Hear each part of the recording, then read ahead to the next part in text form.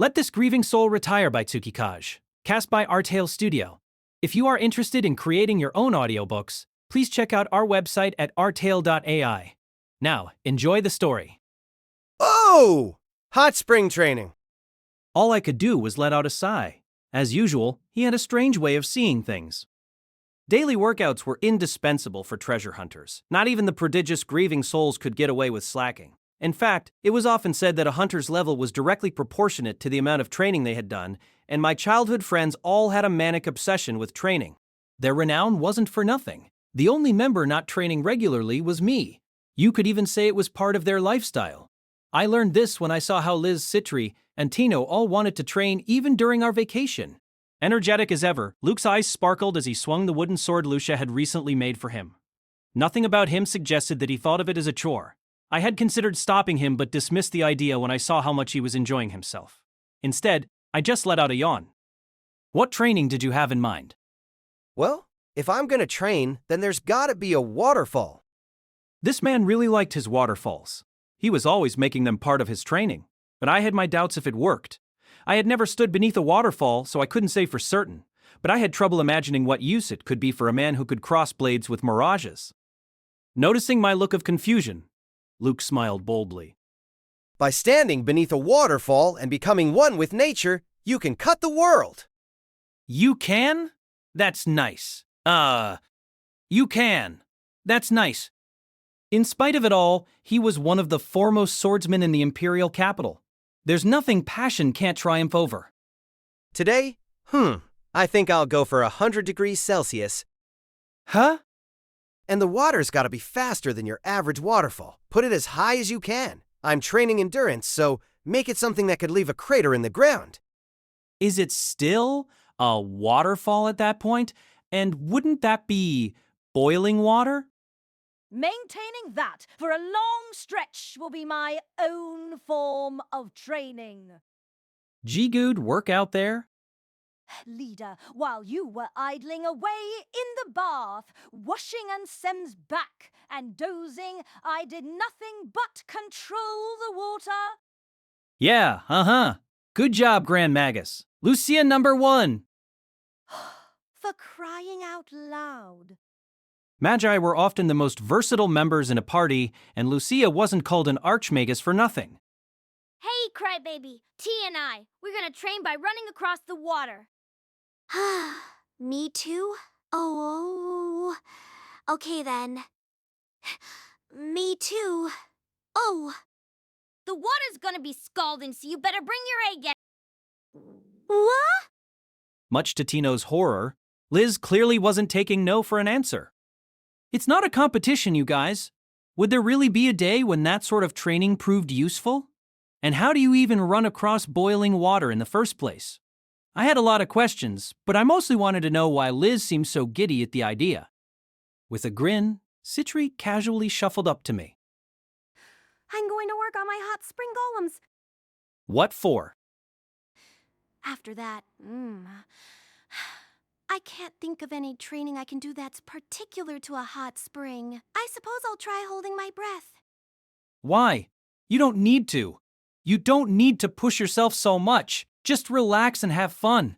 I've never heard someone say, I suppose I'll try holding my breath. Oh, sounds good. I'll hold my breath too.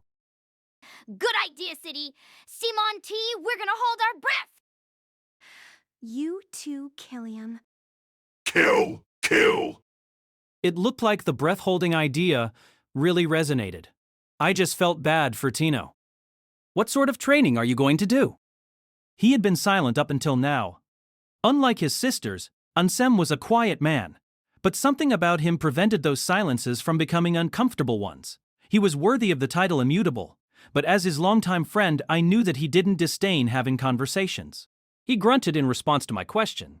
It wasn't on his face, but I could tell that something was bothering him. Good thing Citri always knew what to say in these situations. In a place like this, there's not much my brother can really do in the way of training. If we tried to injure Ansi, we'd just break the hot spring. And Ansem's already fine without breathing much.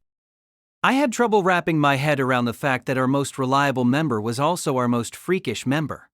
And already fine without breathing much. That's another string of words I had never heard before. Still, Ansem seemed a bit lonely. Did he really want to train that badly? Why don't we intensify our training? That way Ansem can heal someone if they collapse. That's it! These people are too much for me. And if anyone here is going to collapse, it's going to be Tino, isn't it? I heard Tino let out a small shriek as she hid behind my back. For hunters, there was nothing unusual about spending a few days trudging through monster territory. It was a good way to polish survival skills, and our Citri could take every little detail, leaving us wanting for very little. Even still, I was a semi-retired hunter, and our trek left me fatigued, which was a little pathetic, considering I just sat around in the carriage doing nothing. I loved taking baths so much that I had a tub installed in my office at the clan house. Liz and Tino had played in the lake, but I was too afraid of alligators to hop in. All I could do was wipe myself down with a wet towel. When we arrived in Souls, I was ready to get in the water as soon as possible. I want a manju. Even chocolate would be fine. Just something sweet. Tids. Being a popular tourist destination gave Souls a different atmosphere than the imperial capital. The streets were lined with trees, rocks, and other natural objects that hadn't been removed. It was sort of exotic. There weren't many other travelers, which made me think it must have been the off-season. I don't think anybody here will recognize me. This is a perfect hiding spot. A quiet place like this might not be to Liz's liking, but we've had too much commotion since leaving the capital. Let's take it easy here for a bit. That way, Tino and Black, White and Gray can all heal. I walked back to Citri, who was finishing up the paperwork necessary for our entry. Well, what do you think? This town? It's good. I like it. It's perfect for a short stay, and it looks like it's not too crowded. Festivals and other bustling events were nice, but I also enjoyed a quiet town. Really, I was fine, as long as fire wasn't raining down on my head.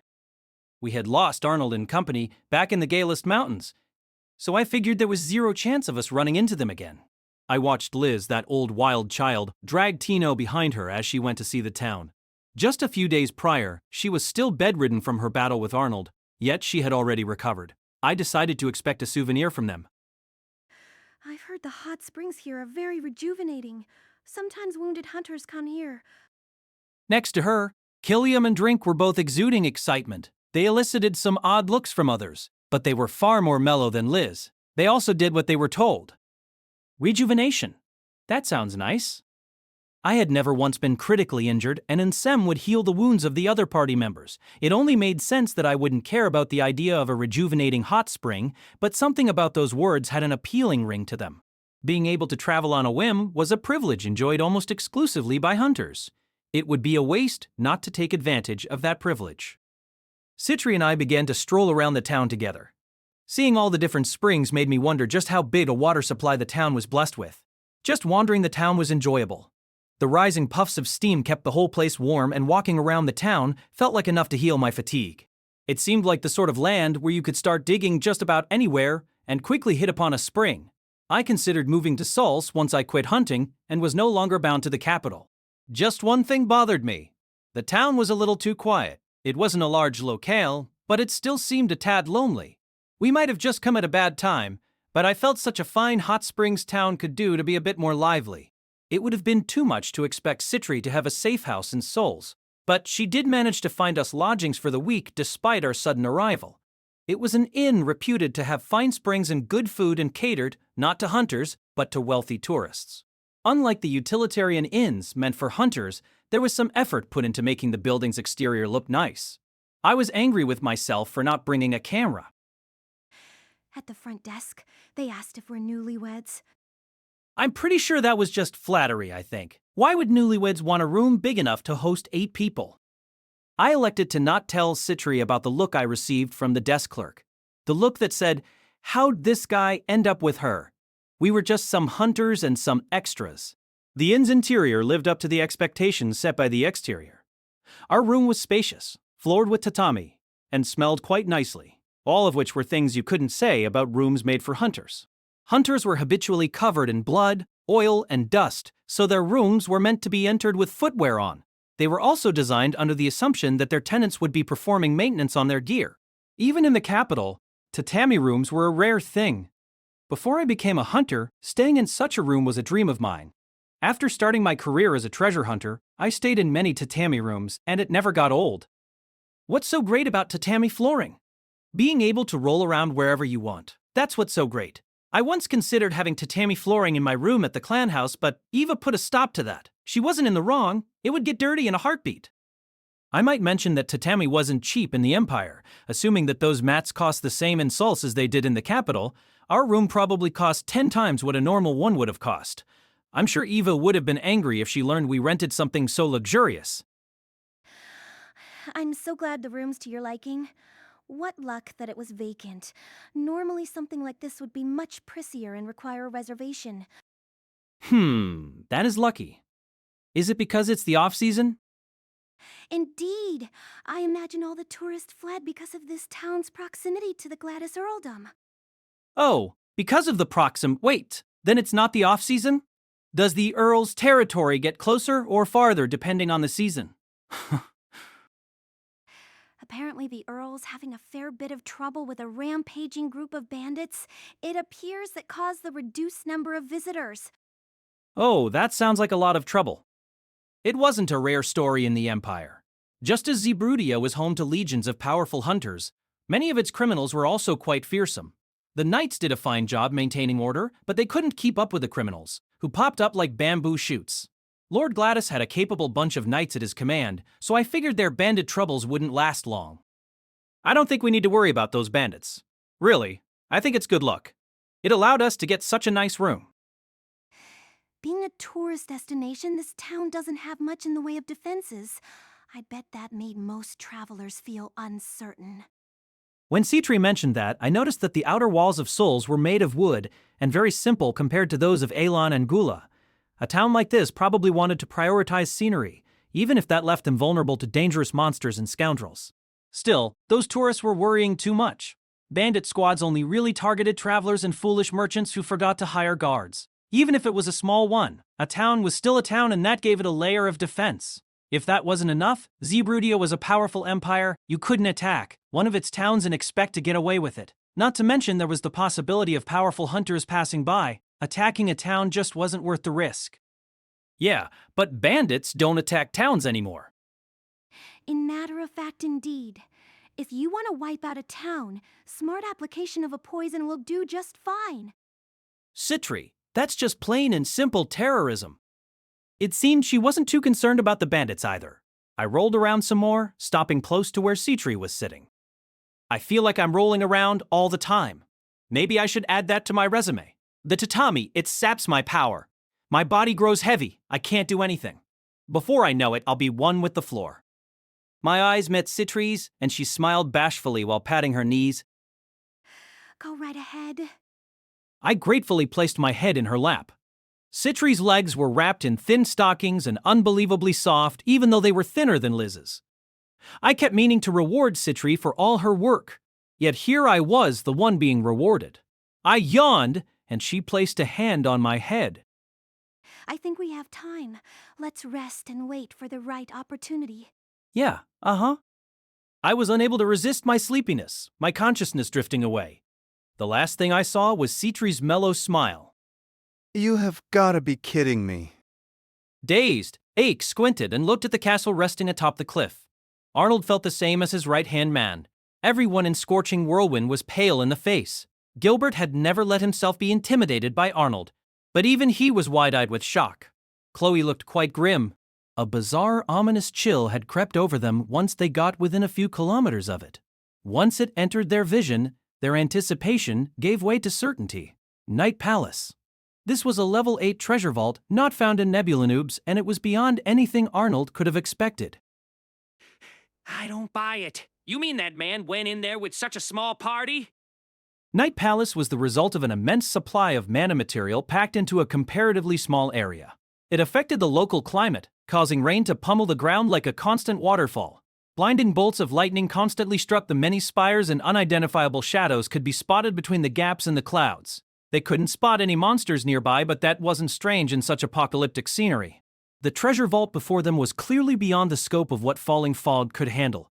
A member of Scorching Whirlwind was unable to endure the eerie atmosphere and began to vomit as they fell to their knees. No one scorned them for it. Even for the highest level hunter present, Arnold, this was too much.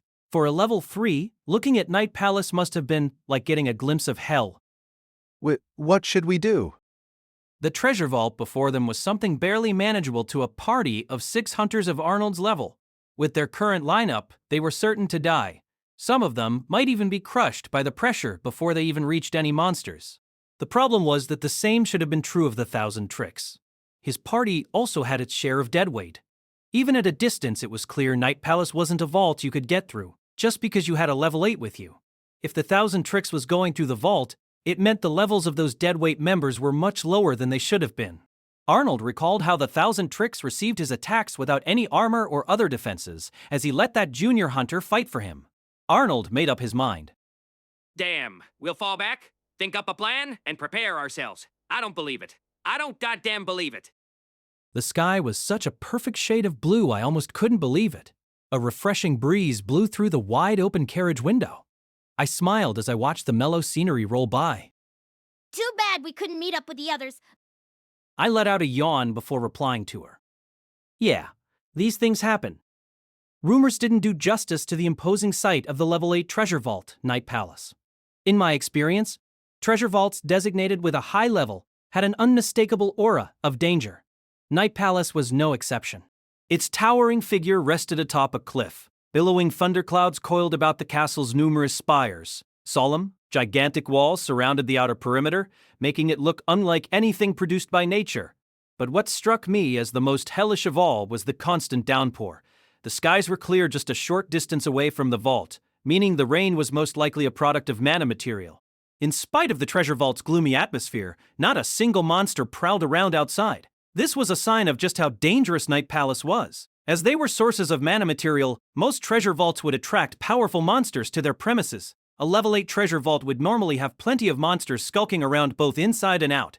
If there weren't any, then it could only be that the vault's phantoms had killed them. Simply put, this was no place for a fraudster with an inflated level like me. This was a genuine living nightmare. Even with Liz, Citri, and Tino at my side, I couldn't be sure I could enter such a vault and come back alive. Having not seen many high-level treasure vaults, Tino stuck her head out the window and looked like she had the wind knocked out of her. Her fight with Arnold had already left her exhausted, but Night Palace's aura alone was enough to make her nauseous. Being accustomed to these sights made a difference, but that wasn't the true cause of her nausea, nor my lack thereof. The real reason was that people with sharper senses were more vulnerable to external influences. Tino's reaction was the same as Ciri's tenured trio of black, white, and gray, meaning her reaction was normal for hunters. If they're not here, then we can probably assume they got out just fine. Well, we had already explored the vault in its entirety and thinned the phantom population. That was right. I didn't think much of Liz leaving the vault by herself, but Citri was a thorough girl. She probably wouldn't have departed from the vault early if she hadn't deemed it safe to leave the others behind. Staring avariciously at Night Palace like some sort of maniac, Liz asked me a question. By the way, Krai baby, does this mean we've fulfilled our objectives? Only about half of them. Huh? Only ha. Hola. You Before Tino managed to finish her sentence, her nausea got the better of her. Perhaps she needed to rest. Our vacation had 3 broad objectives. The first was to meet up with Luke and the others, but we had already missed our chance to do this. I knew this one was a long shot, so I didn't fret when we realized we had missed them. The second was to go to a hot spring and relax. This was what I planned to do next. The third was to not be home in time for the gathering of the White Blade. Needless to say, this was the most important of the 3. In summary, our vacation had no real objectives. No matter what, I wasn't going to be attending the gathering of the White Blade. We had been gone for a week, and it would take about that long to return the capital. We had to wait yet another week before turning around. Even if I managed to meet up with the others, go to a hot spring, rest, and thank everyone for all their hard work, I still wouldn't head back to the capital if there was time remaining. Dancing around a bonfire with Arnold and his party sounded more appealing than going to that gathering of freaks. If I hadn't had a party and a clan to look after, I would have simply fled abroad by myself. It's your vacation and all, so you can do what you want, but I think Night Palace is still more than T can handle. Well, I never planned to enter in the first place. If the other members were still inside, I would have just waited for them outside. I'd be inviting my own death if I entered a level 8 treasure vault. I like to believe even I had that much common sense. I looked at Tino and saw she was pale as a ghost and on the verge of tears. We won't do anything dangerous. I mean, from the start, I never planned on us doing anything dangerous. Master, I don't see what's so funny. I didn't think it was funny either. But looking back, I felt Arnold was responsible for everything that had happened. We had many close calls on the road, but we only came in direct contact with danger when we crossed the mountains. But if Arnold hadn't been chasing us, we never would have been forced to brave the mountains in the first place. It's all Arnold's fault. Shall we dispose of him? No. All I wanted to do was soak in a hot spring and forget about it all. About a week spent like that seemed like it would be enough. Arnold's pursuit had me on edge, but I didn't think I'd be seeing him again. I couldn't imagine the same coincidence happening again and told Liz not to give him more hints. I figured if I were to run into him at a hot spring, then I would just have to accept my fate. There weren't too many relics I could bring with me into a bathing area. Our next destination is a hot spring. We just need to make sure we don't set foot in the Gladys Earldom. We were pretty close to his domain. We had to be careful. Hey, Krai baby, do you have something against Earl Gladys? Liz had a funny look on her face. She had probably figured out as much as she could glean off intuition alone. I trusted her and Citri. I like to believe I could trust Tino. Tell you the truth, I received a named quest from Earl Gladys. Really? From that hunter-hating Earl? Wow, what kind of quest is it? I didn't know. I never accepted the quest brief. I never even decided to accept the quest. Actually, I decided to do the opposite. I wasn't going to accept the quest no matter what. I felt bad for Chloe, but I wanted her to just turn around and go home. Nothing good could come from a named quest issued by a family of warriors.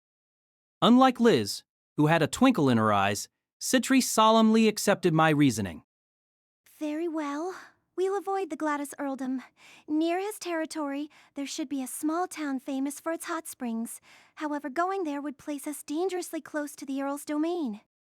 Citri unfolded a map and pointed. Just like she had said, the town wasn't necessarily in the Gladys Earldom, but it came awfully close. No point in worrying about every little possibility. I guess this is fine since we aren't actually stepping over the border. Even if they find us, I can just make it clear to them that I don't want to accept their quest. So has this place got mixed bathing? Goodness, Lizzie, there's nowhere with mixed bathing in this day and age. Ah, whatever. I guess that's...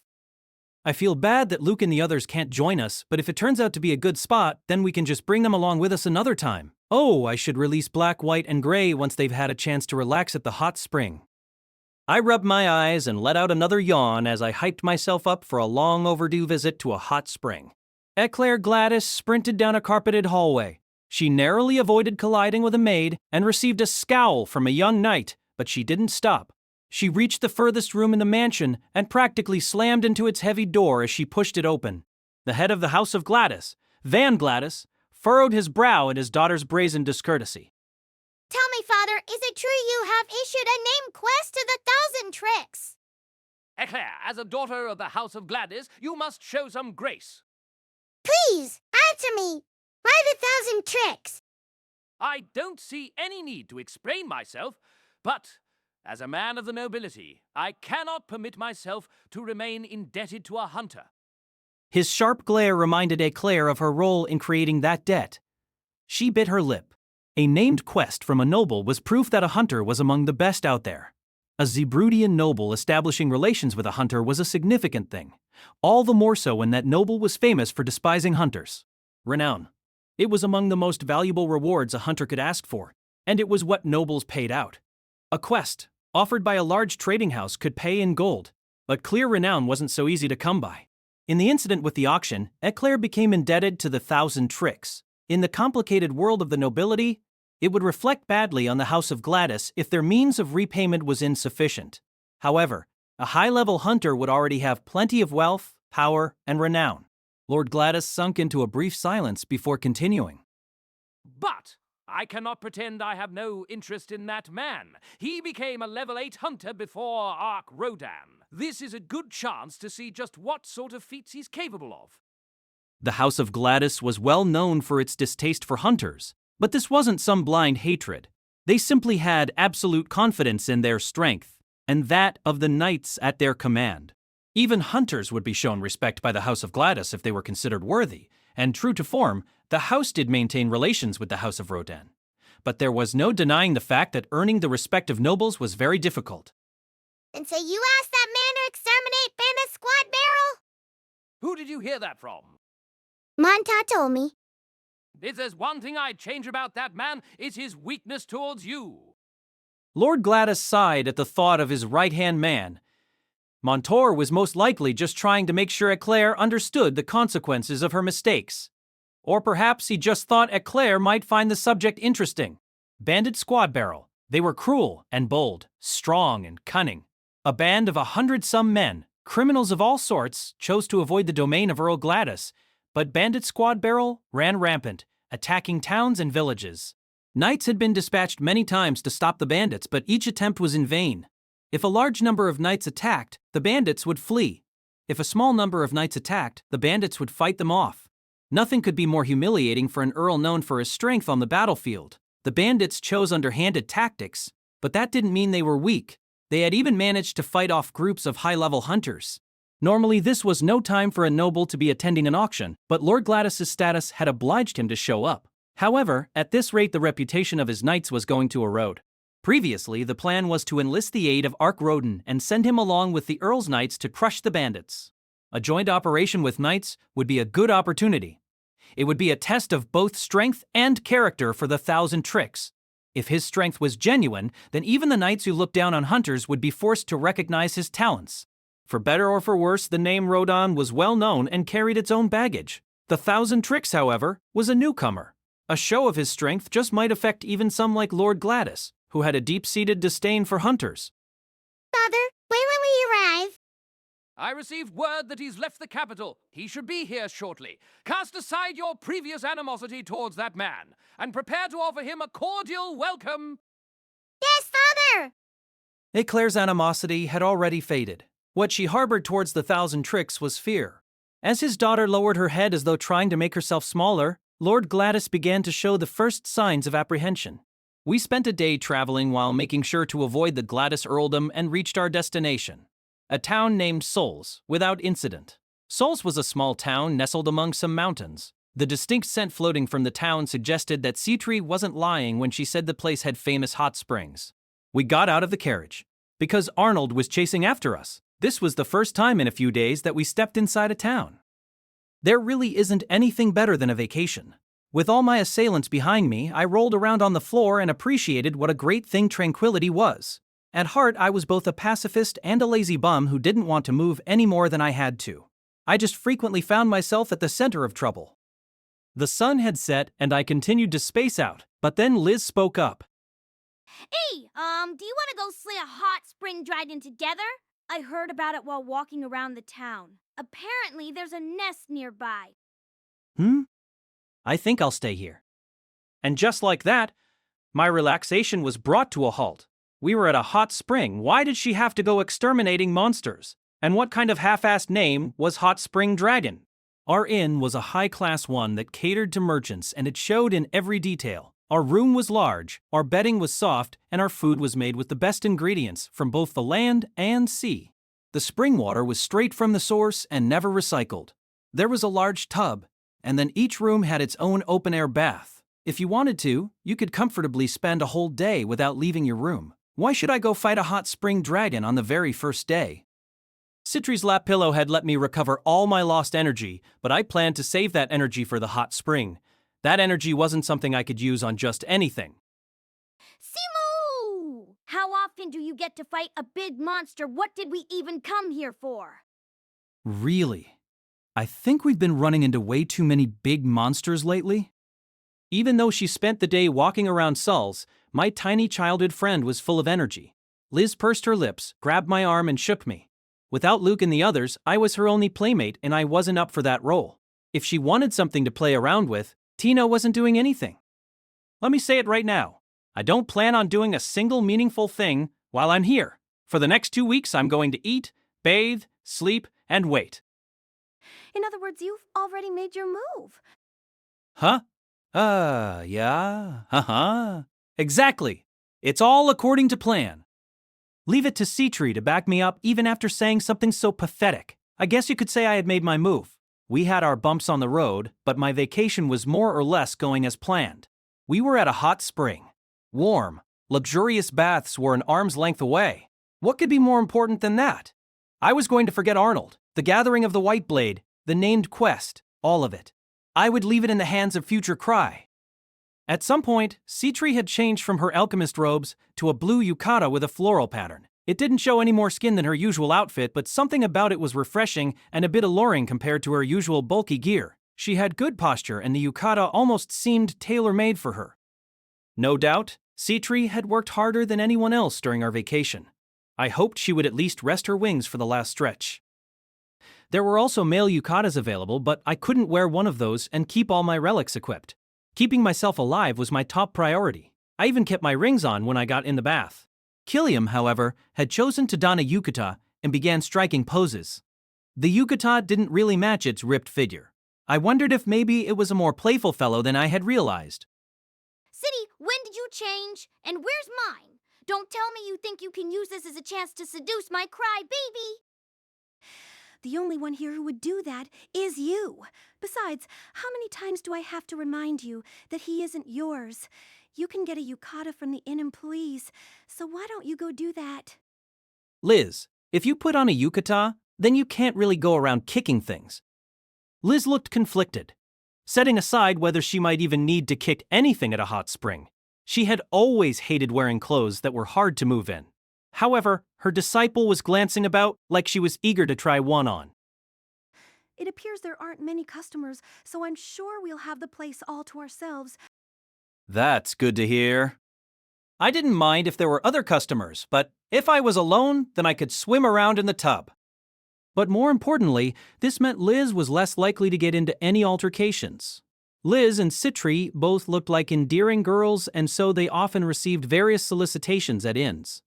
Then Liz would beat said solicitors to a pulp. Sure, they had it coming, but I still wanted to avoid those incidents if I could. Then I remembered I had something to ask Citri. What happened to Black, White, and Gray? I didn't see them when we were eating.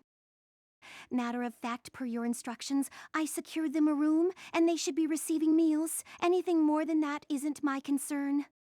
What a dry response. But if we're in the same inn, then I suppose I'll run into them. Then I can remove their collars and set them free. Master, how do I look? She steeled her resolve and twirled around. She was in a navy blue yukata and wasn't wearing her usual ribbons. The dark blue fabric beautifully contrasted with her pale skin. It suited her quite nicely. Citri must have given her a hand in choosing the outfit. Tino had been 10 years old when we'd first met her shortly after arriving in the capital. Years later, I still couldn't help but see her as a child, but seeing her like this caused me to reconsider. With minor exceptions, her body was more developed than Liz's. I almost forgot there were only 4 or 5 years between us. Unlike Citri, Tina wasn't showing any more or less skin than she usually did, so why did she seem so much more alluring? I observed her with close scrutiny, but that made her cheeks flush. Yeah, you look nice. Very cute. So much. It's a shame only I can see you like this. After all, I'm the one always causing so much trouble for you. My overblown compliment caused Tino to grow an even deeper shade of red, and she averted her gaze. Her lips were pressed tightly. She was clearly pleased. Liz wasn't really the type to dole out praise, so I wondered if maybe I should pick up the slack. Oh, Master. Tino's vocabulary seemed to be failing her. Krai, Tino may be cute, but that hardly excuses your ogling. Was that what I was doing? Maybe Citri has a point. She's a girl. She's in a better position to understand how Tino feels. She's a junior hunter to Citri as well, and those two are closer in age. Maybe they think of each other as sisters. City, I don't really... Are you all right, T? Krai doesn't mean to be so discomforting, but I'll protect you. Besides, Krai, before you go complimenting T, don't you have anything to say to me? Just gonna say it outright? She was only joking, but her point still stood. Just because we were friends was no reason for me to throw courtesy out the window. I gave Citri another look. Rows of white flowers lined blue fabric. It was a good match for a mellow person like her. Her appearance was pure and gentle, yet also somewhat seductive. Perfect. Treasure hunters would become more charming as their levels increased. Mana material did more than just strengthen their bodies in mana pools. It didn't outright alter their faces, but something about them would change. There were a few tales of hunters who strongly valued beauty and developed devilish charms that brought countries to ruin. The inn employee had been right to look at me funny. There was a strong mismatch between Citri and someone like me with no mana material. If I hadn't gotten used to the sight of her after growing up around her, then I might have completely fallen for her. Not that I was good enough for her. Still, our clan sure has a lot of beautiful faces. Sorry. You look very pretty, Citri. You look good in your usual robe, but this is nice too. She was easy on the eyes and she had a nice pristine aura to her. I'm sure her doting older brother would have been thrilled to get a picture of her. The difference between her and myself was night and day. Citri gave me a hostile look. She stepped forward so she was right in front of me, and, before I could say anything, wrapped her arms around me. Her body was pressed right against mine. A city? Is that your honest opinion? I could tell when you're lying, Krai. I felt something soft against my chest. I thought I could feel Citri's heart beating through the fabric of her robe. If I had the senses of a treasure hunter, then I would have been able to tell for certain, but as I was, I couldn't tell if it was her heartbeat or mine. Something smelled sweet, my head felt hot, and I became dizzy. She looked up at me through pink translucent eyes that threatened to pull me in. I was used to skinship with Liz, but with Citri, it was unfamiliar and unsettling. If this was a joke, it was a bad one. I was technically a man after all. With nowhere to go, my hands dangled uselessly. I couldn't just push her away. Tina returned to her senses and let out a cry. She grabbed Citri by the arm and attempted to pull her off of me. She moved without hesitation. I guess that's what happens when you've trained to fight people. Tino easily pulled Citri off and looked at me with puffed cheeks, an unusual expression for her. City, you can't just do something like that. I'll tell Lizzie what you did, and you, Master, to think you were just saying how nice I looked. Yeah, That was disgraceful, considering I had just complimented you. I'm really sorry. I'll take you out for cake later, so forgive me. Citri let out a bewitching sigh and nodded with satisfaction. Your heart was pounding, as it should have been, so I'll forgive you for leering at Tino. Yeah, of course it was pounding. And I wasn't leering at Tino. Any man would do the same. Well, I guess Luke wouldn't have. But he dedicated his soul to the path of the blade and gave up on worldly desires, so we can consider him an exception. As I took a deep breath and calmed myself down, Citri nonchalantly grabbed my left arm. Shall we head to the hot spring? We don't know when we might find ourselves in a battle once more. Nor do I think we'll get much peace and quiet once Lizzie gets back from her search for the hot spring dragon. Tino angrily puffed up her cheeks and jumped at my right arm. Master, don't let yourself be done in by Citri's jokes. Be your usual proper self. When have I ever been proper? Tino and Citri were both pretty enough that I could get a big ego by having them at my side. I should have felt blessed twofold under these circumstances, but, for some reason, I just felt incredibly uncomfortable. I was pretty sure Ark was always in situations like this. Hell only knows how he managed to keep a smile on at all times. Maybe that was also a matter of character. That joke of Citri's was unusual for her. Maybe being in a hot spring is causing her to loosen up. It happens. It's not a bad thing. I'll just go along and enjoy it. Citri was in a good mood. Tino was in a foul mood, and both were holding one of my arms. As we went off to the hot spring, I felt like a criminal escorted by 2 guards. They were in a room at a high-end inn, the sort of place normally out of reach for the average hunter. A tough-looking man and woman put their heads together and talked in hushed tones. Are we really going to do this? This man was once feared as a criminal, now he was breaking out in cold sweat. Black thought it pretty likely that she was making a similar expression as him. But despite their fear, they couldn't afford to delay any longer. If we don't do anything, our lives will be over. It's do or die. But the 1,000 Tricks said he was going to let us go. Don't be stupid. Do you really believe that? He said he'd let us go, but then where did he take us? Night Palace, that's where. A treasure vault avoided even by the craziest hunters. God damn it.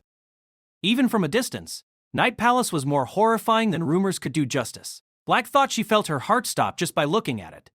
If she had been ordered to enter that treasure vault, she would have sooner jumped from the carriage and fled.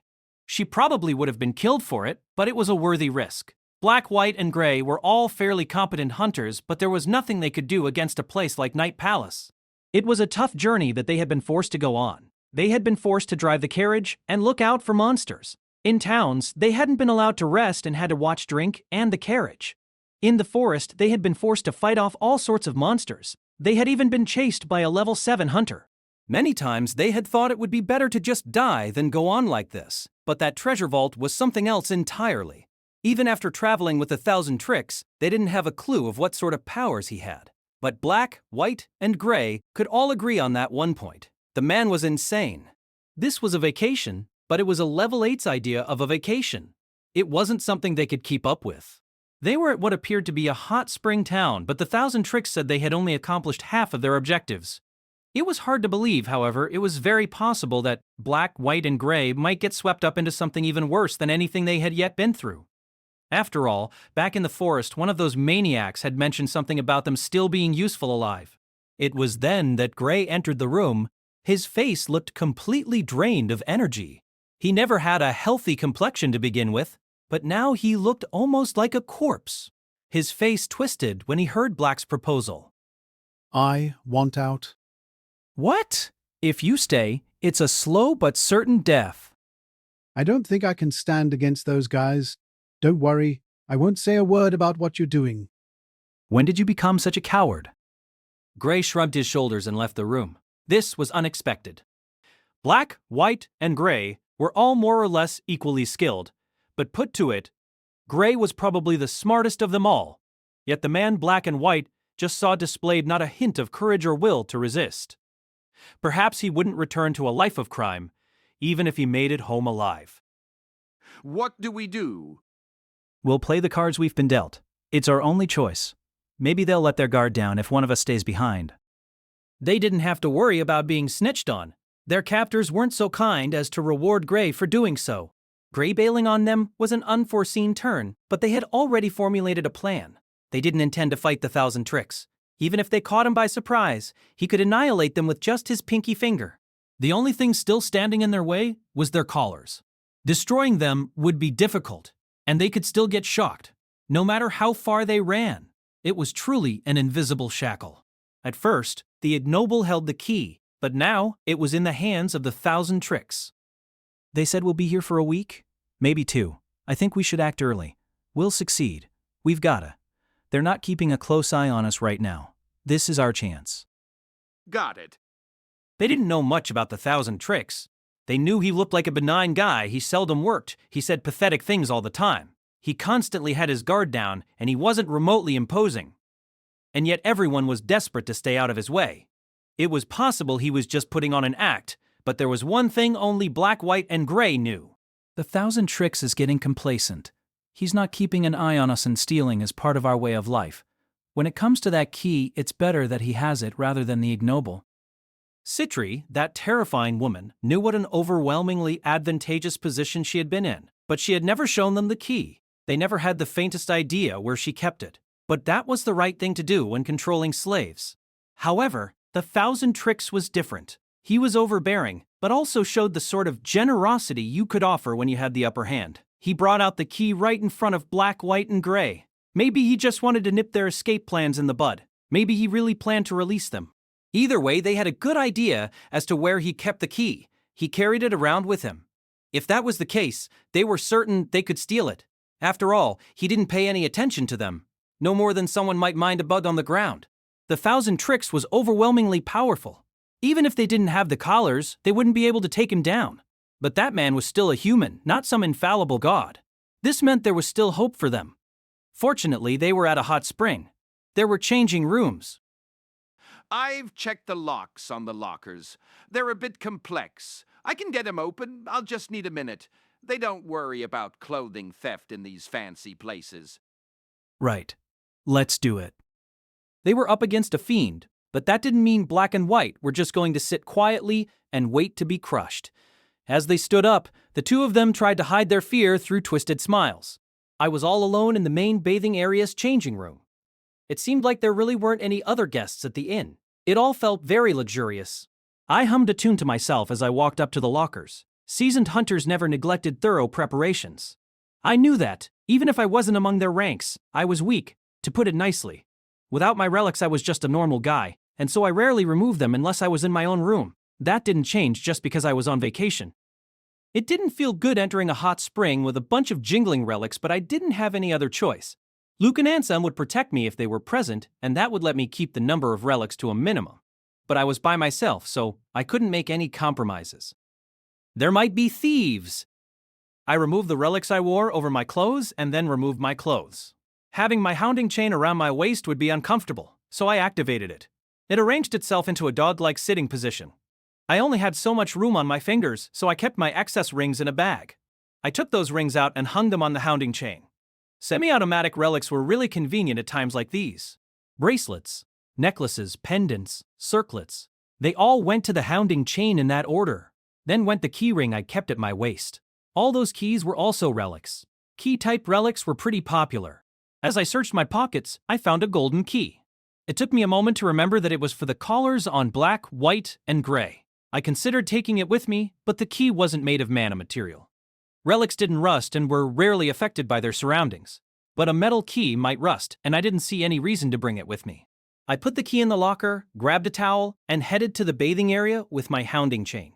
Most hot springs didn't allow pets in the baths, but the hounding chain was more chain than hound, so I figured it was fine. Then again, I wasn't actually sure bringing a chain with me was okay. I opened a frosted glass door and felt a rush of dense steam and the particular smell of hot springs. I took a good look around as I walked across the marble floor. My hounding chain wiggled its relic-covered tail as it followed me. The main bathing area was a work of art. It wasn't exceptionally large, but you could tell that attention was paid to every detail from the floor to the ceiling. The variety of facilities and their quality left no room for complaint, even from a hot spring maniac like myself. There was no space for washing off blood, but this wasn't an inn for hunters, so I guess that was normal. Even in the bathing area, I didn't see any other guests.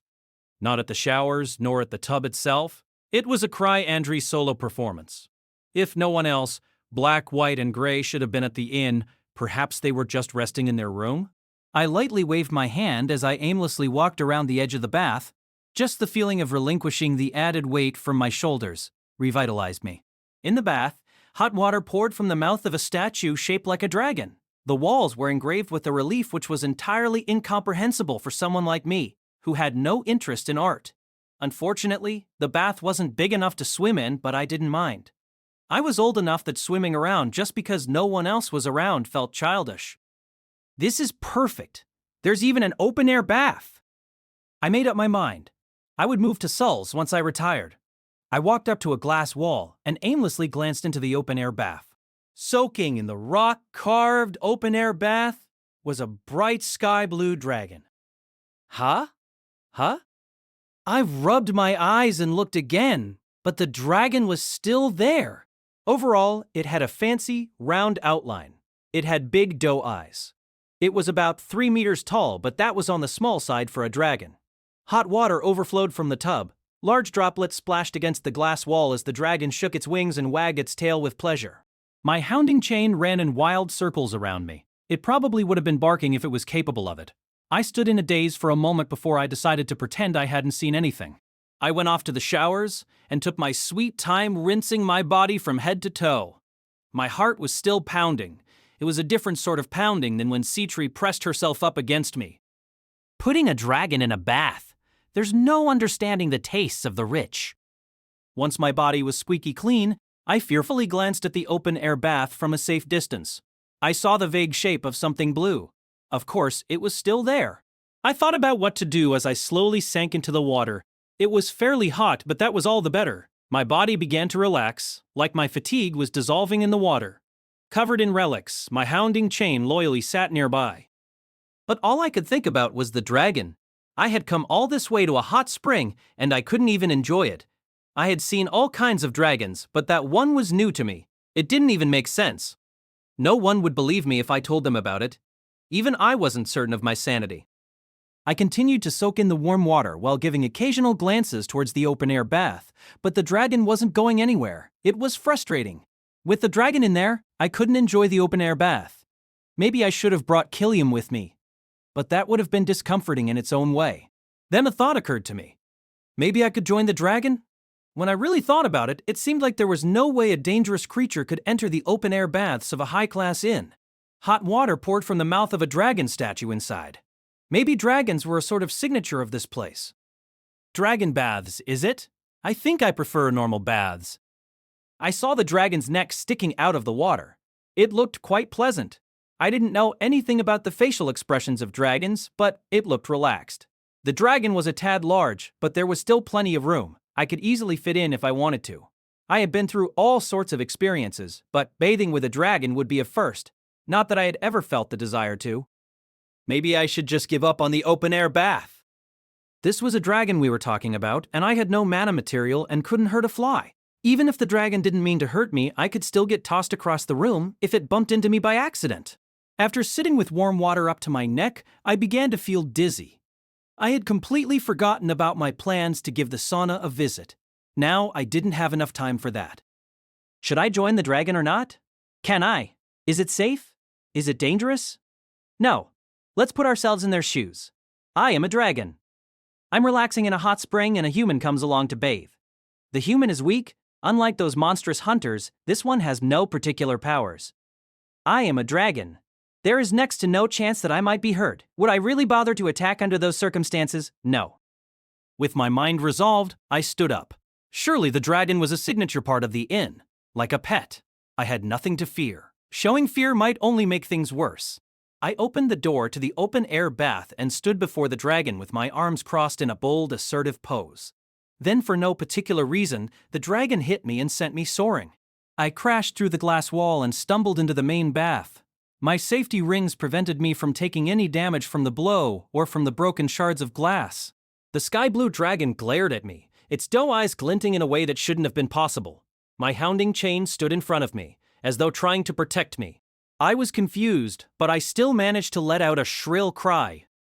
Amatri, there's a dragon, there's a dragon. I was wrong. It seemed so content that I figured the dragon must be special, but it was just a wild beast. She couldn't help herself. With sparkling eyes, she gasped at the scenery before her. Tino Shade had only left the imperial capital a few times. She was always busy training, and most quests she undertook didn't require her to go beyond the capital's walls. Hunters spent more money on equipment than on lodgings, and she had never stayed at an inn that catered to anyone but hunters. It was also her first time seeing such a large hot spring. She had been through a lot since leaving the capital, but what lay before her made her glad she came along on the vacation. Even the warmly lit changing room made her feel a bit uncomfortable with it all. She turned towards City and, with some hesitation, asked the question that had been on her mind. City, regarding the cost. Oh, you don't need to worry about that, T. Don't be shy. We earn much more than you do. In fact, it would show a lack of faith in us if you felt the need to hold back on our part. City's words were nonchalant, but projected a certain confidence that wouldn't take no for an answer. Thank you very much. City had a point. Tino was an intermediate hunter, but a famous party like Grieving Souls could easily have had an income hundreds of times greater than hers. Lizzie had gone off to look for the hot spring dragon, so it was just City and Tino in the changing room. Tino was a bit hesitant. In some ways, she found City to be even scarier than Lizzie, but City seemed unconcerned as she undid the sash on her robe. I'm sure you're quite tired, T. Be sure to rest well. You never know when something might happen. Oh, okay. Right. She undid her robe. Tino had undressed around Lizzie many times, but never around City. A bit flustered, she undressed hastily, but City showed no signs of trepidation. What she saw caused Tino's eyes to widen, and she held her breath. City was very pretty. Tino had seen Lizzie in the Altogether before. Lizzie had a boisterous personality and a devil-may-care approach to life, and would often bathe in mountain streams in her underwear. She had an excellent figure that carried not an ounce of excess fat. Her tanned skin had an untamed beauty. But City was different. Tino didn't know quite what to expect, because City always wore a thick robe. But her figure still caught Tino by surprise. Her skin was white as snow, and without a single wrinkle. She was slender, but still had very feminine curves. One thing Tino had over Lizzie was bust size, but City surpassed them both in that regard. It was strange to think those two were sisters. The work of a thief required different talents than that of an alchemist. It was only natural that the two would paint a different silhouette. Still, the small sense of superiority Tino held over Lizzie was crushed by City's figure. What's the matter, T? Nothing. Your gear really hides your figure, doesn't it? City suppressed a giggle and looked at Tino with a perceptive glance. Embarrassed, Tino wanted to dig a hole and hide in it. She was still growing, but she felt she could give up on ever getting ahead of City. If only there was something she could do about that. Briefly, the image of Evolve Greed, the mask she got from her master, flitted past her mind's eye. She batted it away. Covering as much of herself as she could with a towel, she shut her locker, but then she noticed City up to something. Is that for... She blinked as her voice trailed off. City was fastening belts carrying potions to her arms. Those vials secured to her contained multicolored liquids unlike those that Tino used in treasure vaults. She looked at City's odd pre-bath preparations with wide eyes. I don't need to remind you how Lizzie always keeps Apex roots on at all times. Hunters need to be prepared for combat at all times. Then, is something going to happen? Maybe, maybe not. Part of preparation is accepting both possibilities. I see. Not sure if she actually understood or not, Tino forced herself to accept City's words as truth.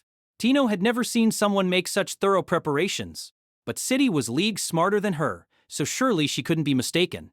This was probably normal among top-tier parties. Not to mention, City was an alchemist and alchemists fought with items, so maybe she simply had to stay armed at all times? City pulled out one last item, a pink squirt gun. Thank you for waiting. Shall we go? I'd very much like to chat with you, T. Following City, Tino timidly stepped through the door. A pleasant billow of steam fell over her, just like the inn itself.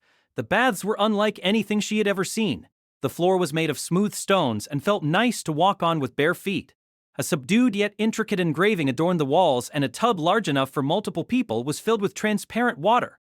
Tino and City were the only two present. The only noise in the area was the sound of flowing water echoing off the high ceiling. It gave Tino an odd sense of freedom. With City's words still on her mind, she strained her eyes and checked the open-air bath, but that was empty too. Sanitation was a constant source of trouble for hunters on the move. Generally, their only options were to wipe oneself down with a wet towel or to bathe in a spring if there was one available. Mana material prevented hunters from getting too dirty, but that mana material didn't prevent stress from accumulating. For someone who was still on edge after just recently crossing a mountain range, this hot spring was like a slice of heaven. This is what luxury looks like, Tino thought. But I can't let myself get accustomed to being indulged by Master. She headed to the showers, where she found a wide selection of fine-smelling soaps. These were probably normal for noble girls and the daughters of rich merchants. With just a little bit of anticipation, she picked each one up and gave it a sniff. Her usual soap was the sort meant to mask a body's scent, which was only a matter of course for a thief, but she saw no harm in trying something fragrant once in a while. She sat down, but just as she was about to start lathering, she heard a voice from behind her. A slender arm was thrust out right before her eyes. Held by fingers thin and silver like tiny fish was a glass vial filled with something light purple. Here, T. This soap will be far more appealing to Krai than any regular variety. Huh! Tino turned around. City grinned as she looked down at her. It was obvious that City cared deeply for Krai. Maybe not like a lover would, but those two no doubt shared a deep bond. What could motivate her to lend a helping hand to a mere disciple? Care to give it a try? I'm always synthesizing more. But if you're not interested, then I suppose that's fine. What a devious temptation. Tino didn't know why City made something like that, but she didn't go around lying without reason. And her potions were of a quality that anyone in First Steps could vouch for. But if she was always synthesizing more, didn't that mean she was always using it? Tino's cheeks flushed and she shrunk back a bit. When it came down to it, she wanted it. She wanted to give the soap a try.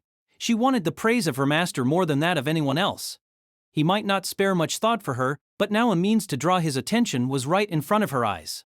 But she couldn't get the words out of her mouth. With a burning sense of agitation, she cast her eyes downward. City grinned and sat down behind Tino. It wasn't like she was exposing her back to an enemy, but she still felt an odd shiver run down her spine. That's right, you're tired, aren't you? Here, I'll wash you. You can just relax and let your worries fade away. Rest assured, I'm quite good at massages. Just don't take your mind off me. This was bad. Very bad. Alarm bells were blaring inside Tino's head. She couldn't help but let out a small yelp when City's fingertips brushed against her shoulder. Her heart was beating like a drum. She had to run, but her legs wouldn't respond. Even if she did run, what good would it do her? This was a danger unlike any she had ever dealt with. She realized she had made the wrong decision in coming here. Reflected in the mirror before her, Tino could see a smile on City's lips, but her eyes were cold like a surgeon's. Tino should have refused. She should have said she didn't need any soap that City most likely made for her own purposes, and flatly refused while looking at City like she was deranged. City's clever maneuverings were far scarier than Lizzie's bouts of violence. Tino tried to stand up, but a hand pressed down and kept her still. Using just her right hand, City removed the lid on the glass vial. A thick purple liquid rocked back and forth. City poured a dollop onto her hand and reached for Tino's shaking back. Just as her fingers were about to make contact, they heard a screaming voice. "Citriive! There's a dragon! There's a dragon!" A drav gone? Faced with certain peril, Tino's anxiety was reaching extraordinary heights when she heard those words of rescue. They didn't make any sense to her, but City's hand stopped and her smile disappeared as she let out a brief sigh. She quickly rinsed off her hands. What could be going on over there? That's the men's bath, but our aid's been requested and that means we must go. As I recall, the quickest way is through the open-air baths. Huh? Ho! Okay. Ho! How could there possibly be a dragon? They were rumored to be the most powerful mythical beasts out there. Their strength varied, but even the weakest dragons could butcher a human with ease. There should have been a panic the moment a dragon even got close to the town. Tino was still in a state of bewilderment, but just about anything seemed better than letting City wash her, so she got up and followed after the alchemist. The open-air baths were in the same direction as the men's baths and cordoned off by a tall and sturdy wall. Then something occurred to Tino. City, we're both naked. And what of it? Does that hinder your strikes? Tino paused at this unexpected yet perfectly sound objection. City wasted no time removing a potion from a belt on her arm and hurled it against the wall. It didn't make any sense. Being attacked by a dragon in a hot spring definitely ranked among my life's top 10 most bizarre experiences, and it happened in a populated town. Just what was the insecurity doing if a dragon managed to sneak in? I wasn't entirely surprised to see it wasn't satisfied with just batting me away. The dragon rose out of the bath and came towards me, menacingly spreading its wings. I was reminded that a dragon was still a dragon even if it was a small one. The sight of its spread wings was pretty intimidating. When you really think about it, it was silly of me to imagine that a hot spring might adopt a dragon. I should have realized that before I tried to enter the open-air bath. I guess the allure of the hot spring did me in. Walking on two legs, the dragon's feet crunched the shards of broken glass on the floor and stepped into the indoor bath. It must have been a really extravagant dragon if it wanted to eat and bathe at the same time. I decided that if the inn staff asked me about my stay, then I'd tell them they need sturdier glass panes in the bathing areas. If I got out alive, that is. I forced my weary body to get up and just barely managed to put some distance between the dragon and myself. My safety rings, still close at hand, were useless unless someone came and fought off the monster. My hounding chain bravely stood in front of me, but unfortunately, it had next to no attack power. The rational part of my brain was telling me to hurry up and run inside the inn. But then the hungry dragon would follow after me. I didn't want to see such a nice building get destroyed, and as a hunter, even if in the most basic sense of the word, I wanted to prevent any civilians from getting hurt. Besides, a dragon wasn't something you could easily escape no matter how much you tried. I had called for Citri, and was certain she would come running. As the dragon slowly closed in on me, I held out the palms of my hands. I calmed myself and tried to buy some time. Relax, can't you see? Look at all these relics I'm wearing. If you eat me, they'll definitely get stuck in your throat and you don't want that. What a pathetic bargaining attempt it was. Definitely entered into my career's top 10 most pathetic negotiations. While I began to lose my grip on reality, the dragon opened its jaw as though to let out a sort of roar. Its maw was lined with fangs sharp as daggers. This monster had been enjoying a nice soak in the hot spring, yet it still had all the usual features of a dragon. What a cruel joke. I looked around. We were in a hot spring, so of course there wasn't anything that could be used as a weapon. Even if there was, I wouldn't have been able to do much with it. All I saw were warm baths that I hadn't even been able to enjoy yet. Without any better options, I got in the water. The dragon cocked its head as though it were looking at something very befuddling. The strangely human-like gesture caused me to laugh out loud. I was completely desperate. The dragon slowly stepped into the bath and began to corner me. It paid no mind to my hounding chain as it coiled around one of its wings. Scores and scores of people made their living as hunters, but I was fairly certain I was the only one who'd ever bathed with a dragon. I was definitely going to brag about it once I got back to the capital. Then, my goofy train of thought was cut off by a sudden flash outside. For a moment, all I could see was white light. The remaining shards of glass were blown away, and a noise shook me to my core. A wave formed in the bath and came crashing down on my head. I wiped the water off my face and opened my eyes. The dragon twitched and turned around. The open-air bath was barely recognizable. Stepping over a destroyed wall were Citri and Tino, both wearing towels. Citri spotted me and gave me her usual grin. I nodded back like this was all perfectly normal. Oh, come on, what kind of vacation is this? After breaking into the men's bath with Citi, Tino failed to comprehend what she saw before her. Her master was bathing with a sky-blue dragon. She forgot that she was supposed to be on edge and simply rubbed her eyes while making sure not to drop her towel.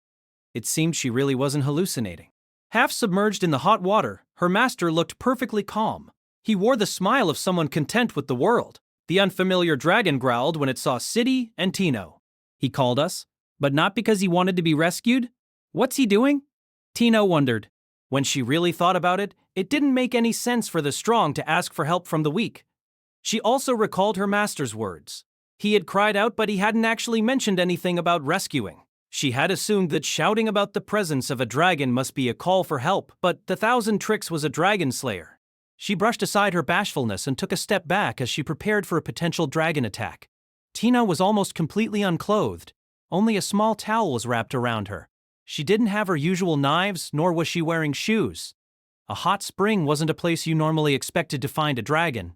Even though she was largely defenseless, Tino was relatively calm. That was because Citi was at her side. At first, Tino struggled to understand why Citi had brought potions with her into the hot spring, but she shouldn't have doubted a seasoned hunter. The potion used to destroy the wall was far more deadly than any ordinary concoction.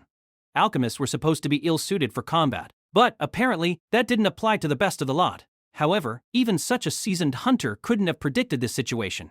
Citi blinked and asked the exact question that was on Tino's mind. What are you doing?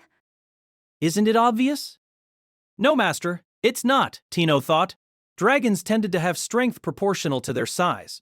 The sky-blue dragon was small for its kin, which meant it wasn't one of the stronger varieties. Maybe this was one of those hot spring dragons that Lizzie had gone to look for. But it was still a dragon. A wheat dragon was still a dragon. A monster among monsters. King of the mythical beasts. In all lands and ages, the accolade of Dragon Slayer was a sign of might. But in the whole wide world, Tino's master was probably the only person to casually bathe with a dragon. How do you even find yourself in such a position in the first place? The dragon seemed to recognize Tino and Citi as potential threats and spread its wings as it rose from the bath. Piping hot water splashed against the floor. Blue wings shimmered and scales sparkled. The hounding chain wrapped around the dragon's body appeared to give up and stop fighting. After some brief deliberations, Citi clapped her hands. I've got it. Well then, take it from here, T. Huh? The dragon lumbered forward on two legs. Citi gripped Tino's shoulders and hid behind the panicking thief. In an instant, the dragon turned and swung its long, sleek tail like a whip. A dragon this big shouldn't be too much for you, right, T? Huh? Tino instinctively took a few steps back. Citi was supposed to be using her as a shield, but the two didn't collide. She must have anticipated Tino's movements and dashed to the side. Tino caught a glimpse of Citi in her peripheral vision. The alchemist took advantage of the opening left by the dragon's attack to dash past the creature and hop into the bath. Citi? Good luck, T. I'm rooting for you. It seemed Tino's protests fell on deaf ears. Citi wrapped her arms around those of Tino's master and grinned. Tino had been betrayed, but it was too late for her to do anything about it. The dragon had been able to swing its tail with terrifying swiftness. Tino didn't know if it could fly, but she saw it had all the usual trademarks of a dragon, such as wings, fangs, and claws. It moved slowly, but it wasn't going to be easy to fight while keeping her towel from slipping off. Kicking was off the table, but maybe that wasn't a good way to attack a dragon in the first place. Perhaps she could defeat the dragon if she had all her equipment and was in perfect condition. But her lack of gear gave her a serious handicap, and this was her first time fighting a dragon. Master, wasn't this supposed to be a vacation? What do you mean, T? You got to bathe in the hot spring, didn't you? No, not yet. As Tino was being overwhelmed with tension, confusion, and a bit of embarrassment, the dragon swung its head upwards, a sign that it was about to attack with its breath. Tino swiftly rolled out of the way, and then she saw the attack. She saw the dragon shoot hot water from its mouth. With immense power, the jet of water erupted and smashed into the spot where Tino had just been standing. Droplets splashed in every direction, and a small gash was made in the floor. Carrying the momentum from her roll, Tino stood back up. What is this thing? Is this some kind of joke? Perhaps you should quit shrieking and hurry up. It's just a hot spring dragon. Tino was shocked by City's cruelty, but she couldn't let that hold her up. The farcical dragon puffed out its chest as though trying to display its majesty. Even if this earned her the title Dragon Slayer, she'd be too embarrassed to use it. Tino's only lifeline was her master, but was still as a stone and looked as content as the Buddha. She accepted the reality. This was a trial, just as City had said, probably. Most likely. Her master was doing this for her. It's too much, Master. Tino fought back her tears and took a desperate step towards the farcical dragon. The sky-blue dragon slid across the floor and rolled onto its back. Nearby, Tino was kneeling and covering herself with her hands. I can't believe you, Master. I can't believe you, Master. Whoa! Tino, were you always this strong? She wasn't wearing the mask like she had during her fight with Arnold, but her movements had been perfect. The sight of someone small like Tino kicking about a stubby dragon was like something out of a comedy routine. Tino's shredded towel was discarded nearby. I couldn't blame her for deciding it wasn't worth the trouble. I didn't know if that was related to the fact that her movements then became fast as lightning. I intended to step in and say something if things got serious, but the battle ended without that being necessary. Don't worry, I made sure to look away. I was a pro when it came to not seeing things. Citri, the war criminal of the hour, returned from the changing room with a towel. Tino blamed me for what had happened, but I had assumed Citri would do something. I bore no fault. Well, maybe I shared some of the responsibility. Oh, you fought really well, Tino. Good job, good job. Huh. Damn you, Master. She wrapped her arms around herself, but to little effect. Citri draped the towel over Tino. Have you learned the importance of preparation? With tears in her eyes, Tino didn't say anything and simply nodded vigorously. Citri stroked Tino's hair, but was she really in any position to do that? I looked over the ruined bathing area and the twitching dragon on the floor before letting out a sigh. But most people don't anticipate dragon encounters in a hot spring. Tino looked at me incredulously. There was no need for that. I loved hot springs, but even I wouldn't enter one if I thought I might get attacked by a dragon. Looks like my only option is the open-air bath in our room. Let's get started. His party roared in response. Only faint traces of fear could be found in their determined expressions. Chloe watched them with uncertainty. After resting in a nearby village, Arnold made his decision. They would press forward. Let This Grieving Soul Retire by Tsukikage, cast by Artale Studio. If you are interested in creating your own audiobooks, please check out our website at artale.ai. Now, enjoy the story. This was no longer a matter of simple revenge. The hunters of Falling Fog all had a glint in their eyes. Standing next to them, Ruda and the hunters of Scorching Whirlwind all wore stony expressions. This was hunters doing what they were born to do. They knew there were smarter ways to go about this. However, the pride and mutual trust among the members of Falling Fog simply wouldn't permit them to turn tail before a treasure vault that the Thousand Tricks had been able to fight his way into. For similar reasons, the much lower-level hunters of Scorching Whirlwind chose to come along. All that was left for them was to put their might and mettle to the test.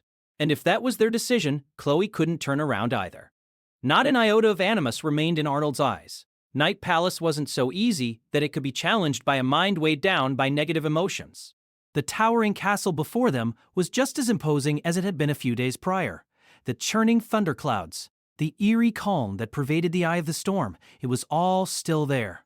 That meant this gloomy state was normal for a level 8 treasure vault. This will settle it. The meaning of this wasn't lost on Chloe.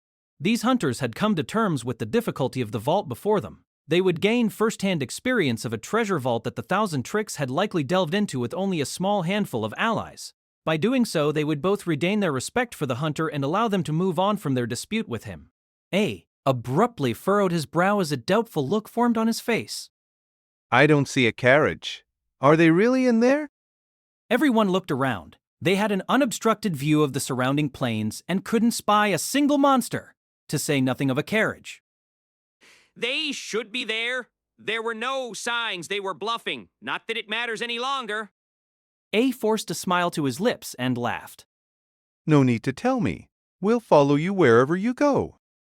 The massive gates opened, almost as though to welcome Arnold. A cold breeze rushed over the hunters. And so the crashing lightning and falling fog began their endeavor. Ruda endured the pressure weighing down on her and desperately assessed her surroundings. Naturally, she listened closely, but she utilized all 5 of her senses. Night Palace was a level 8 treasure vault. A vault's level was generally proportional to its accumulation of mana material. Higher reserves of mana material also meant stronger phantoms and more of them. A level 8 would likely have many times more phantoms than in White Wolf's den, a vault she had recently gone through. But Ruda couldn't detect any signs of life. Falling fog was at the front of their formation, and that party included Elie, a thief of a higher level than Ruda, but he looked just as apprehensive as she did. There were no traps and no enemies. Ruda had never before entered a castle-type treasure vault, because they were rare and tended to have levels on the higher side. She had heard the phantoms, and these could be very well coordinated. But to not encounter any phantoms was almost unbelievable. Maybe she had made a mistake in coming here. The moment she saw the treasure vault, her instincts strongly urged her to turn around. She somewhat wished she had listened to those instincts, but she knew it was too late for regrets now. From the start, she had a feeling that Falling Fog's objectives hadn't quite matched up with everyone else's. But she and Scorching Whirlwind were hired to escort Chloe, and they felt they should try and stop the crashing lighting and the Thousand Tricks from coming to blows. Ruda couldn't begin to imagine what might happen if a level 7 and a level 8 hunter clashed. She sensed more raw power in the former but knew the cunning tactics the latter could have in store. No, be honest, she told herself. She didn't know about a one-on-one fight, but she believed Grieving Souls would beat Falling Fog. She wasn't certain just how powerful Krai was, but she could see who had the stronger allies. The hunters of Falling Fog were certainly nothing to scoff at, but none of them could match what Ruda saw when she first encountered the stifled shadow. Falling Fog had just recently been held off on that lakeshore with just 2 members of Grieving Souls. If the whole party assembled, then Falling Fog wouldn't stand a chance. Ultimately, Ruda's job would most likely be to step in after Falling Fog had lost. Falling Fog were a rowdy bunch and behaved how civilians imagined all hunters did, but they weren't bad people. On their journey, they never cast Ruda and Scorching Whirlwind aside, no matter how dire the situation. She felt she should return the favor. Krai also had Tino at his side. Ruda alone might not be enough, but if she and Tino begged and pleaded, the Thousand Tricks might at least spare the lives of Falling Fog. So went her original line of thinking. Now she thought those ideas were hopelessly naive. She was confident Krai would acquiesce to her pleas for mercy, and not even the stifled shadow would defy him. But first, they would have to actually confront Krai, and they might die before that even happened. Night Palace was more daunting than she had even imagined. She hadn't yet encountered any phantoms, but she could still tell that even White Wolf's den was heaven compared to this place. Pale as a ghost, Ruda desperately tried to concentrate. Behind her, the members of Scorching Whirlwind all looked even worse off. Their group was far bigger than any of them were used to, but that didn't make them feel any better. For the likes of Ruda and Gilbert, the phantoms of this infernal space were beyond what they might have any chance of damaging. Their only hope was the Thousand Tricks. That docile yet manipulative man surely knew that Ruda and the others would follow after him. After coming this far, they sure hoped that was the case. After looking around, A had said he didn't plan on dying in a place like this. The density of mana material was more than Ruta had ever felt before. Slowly but surely, she could feel herself becoming more powerful. It was a good experience for her. If only she could think of it as that and nothing more. After entering the treasure vault, she saw Night Palace had an unexpected majestic aura. The outer walls and gate looked brand new and were built from stone in a way that let them harmonize with the surrounding scenery. The doors that automatically opened for them seemed to be made of metal and had a bizarre texture. They took this as proof that every part of the castle was constructed from mana material. The doors and gates seemed unimaginably durable, yet perhaps not invincible. Under the pounding rain, A carefully scanned their surroundings.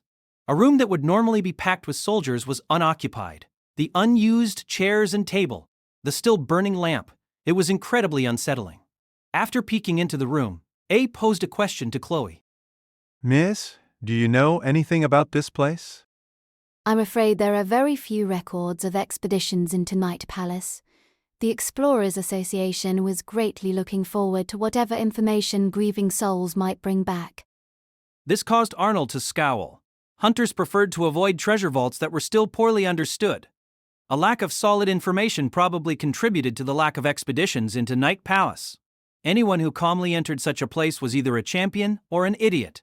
Beyond the gates stretched multiple paths laid with smooth stones. Narrow paths branched off to the left and right, and a wide one went straight forward. There was something unnerving about the equally spaced, well-maintained trees that surrounded them, and the rare shimmers of light managed to make it through the dense clouds. Arnold gripped his sword and prepared to be attacked at any moment. There's no signs of battle. It's possible they were covered up. The downpour might wash away footprints, but traces of combat didn't fade so easily. They had only just passed through the front gate. It was strange that they hadn't yet encountered any foes, but it stood to reason that the main attraction started once they got inside the castle. Arnold looked grim, but his pace didn't falter. He looked up and saw black spires cloaked in storm clouds. Just how far did he go? They hoped he hadn't entered the castle, but there was no telling what the thousand tricks might do. Krai, the two sisters, the Chimera, and that weird monster should be fine, but she worried about Tino as she was probably being dragged along against her will.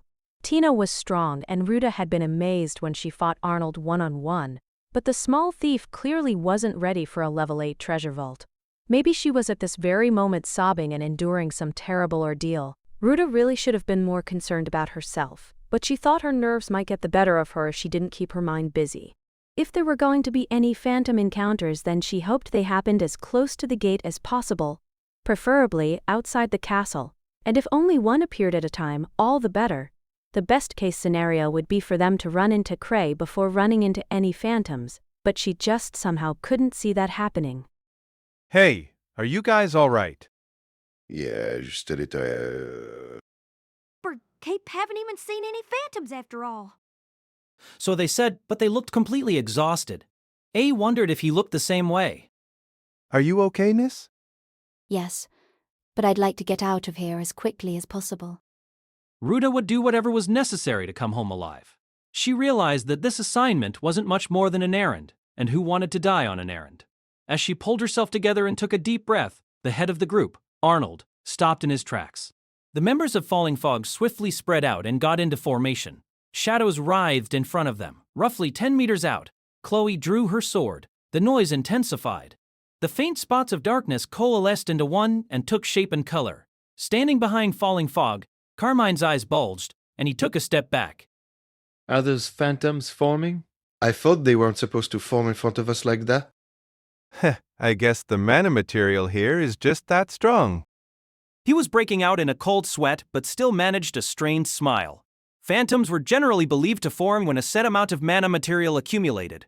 If hunters entered a treasure vault, then they would absorb the mana material, and thus preclude any phantoms from forming nearby. It wasn't unheard of for a phantom to form right in front of a hunter, but it was an extremely rare phenomenon unique to high-level treasure vaults.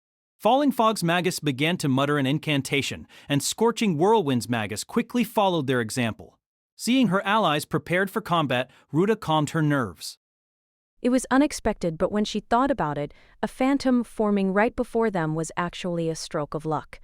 This way, they could attack before their opponent was ready. They might even slay the phantom before it could manage a counterattack.